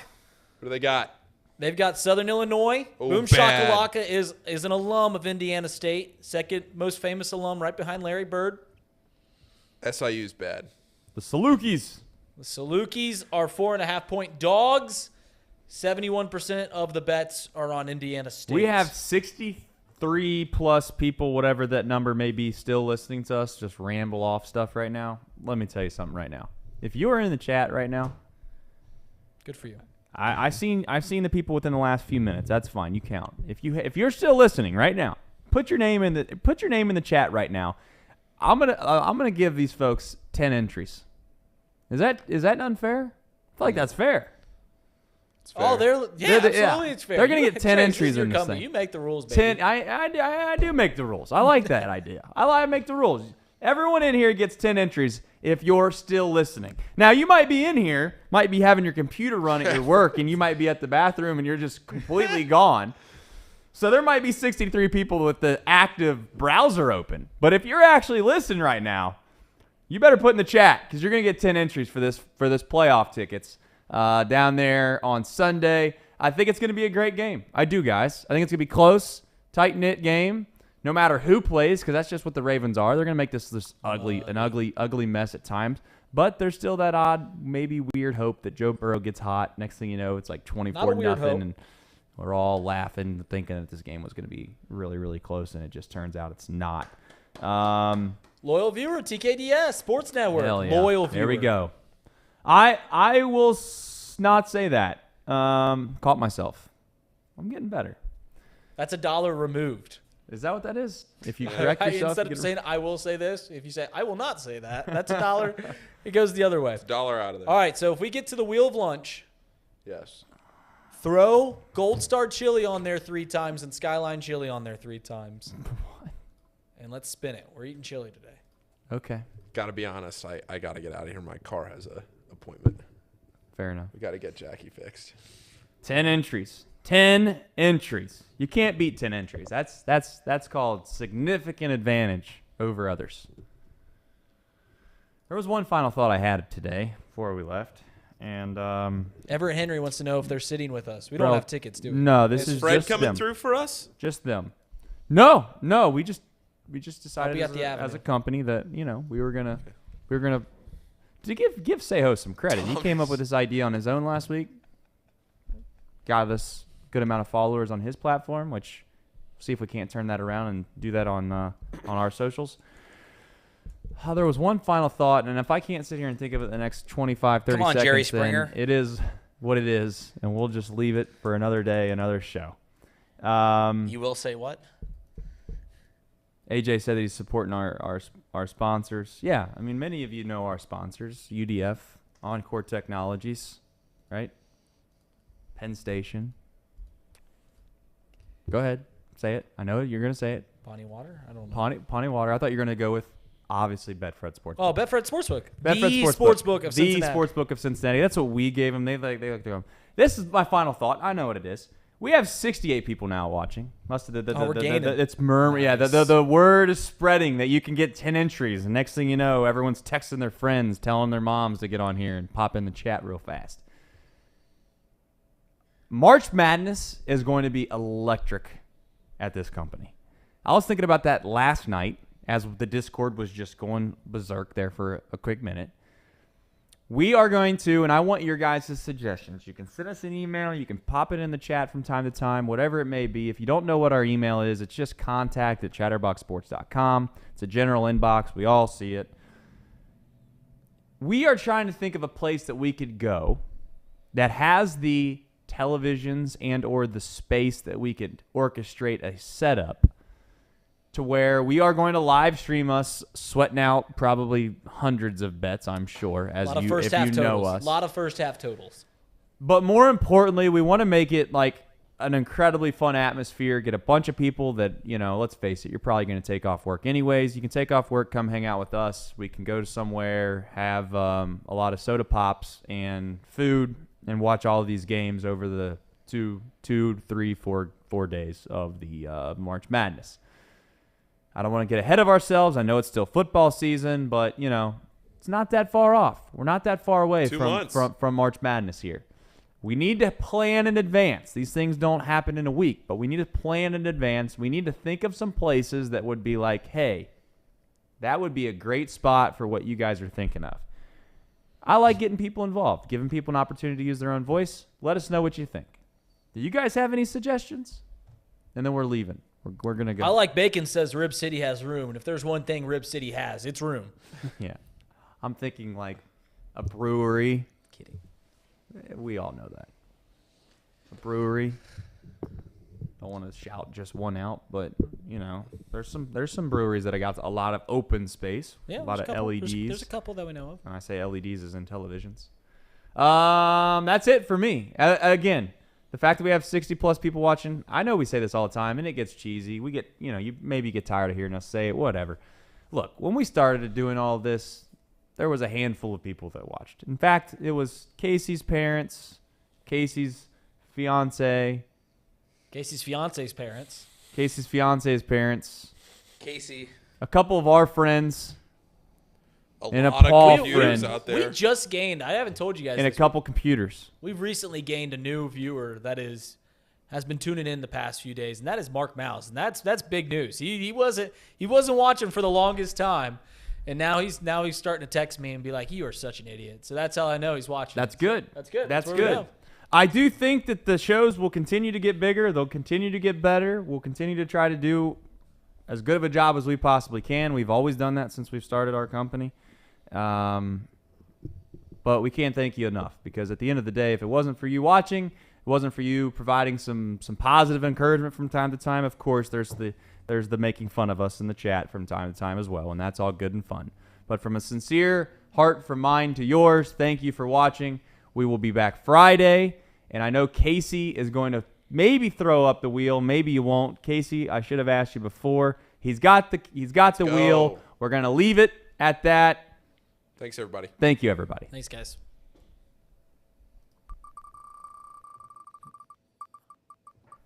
What are we rooting for here? Because I'm rooting for Gold Star just because you Skyline people.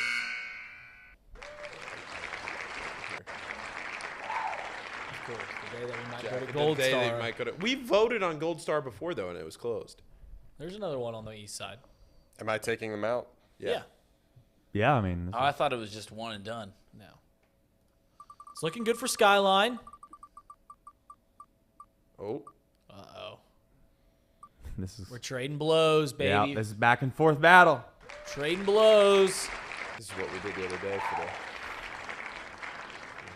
That master ball looking good. Oh, no. Oh, Keep baby. going. I love me some Gold Star. Double deckers, triple deckers. It is going to be funny if it lands on. I promise to go again with you guys at some point. Oh, no. Oh, baby. Let's go. We're going to Gold Star. Wow. We're going to Gold Star. Heck yes. Casey, I know you're pumped about that. Wait a minute. It's not over yet. Spin the wheel. All right, spin the wheel. Let's figure it out. Gold Star it is, baby. Gold Star it is. All right. I'm excited. Now, where's the closest Gold Star with a dining room open? See you, everybody. It's not on the east side. That one's good.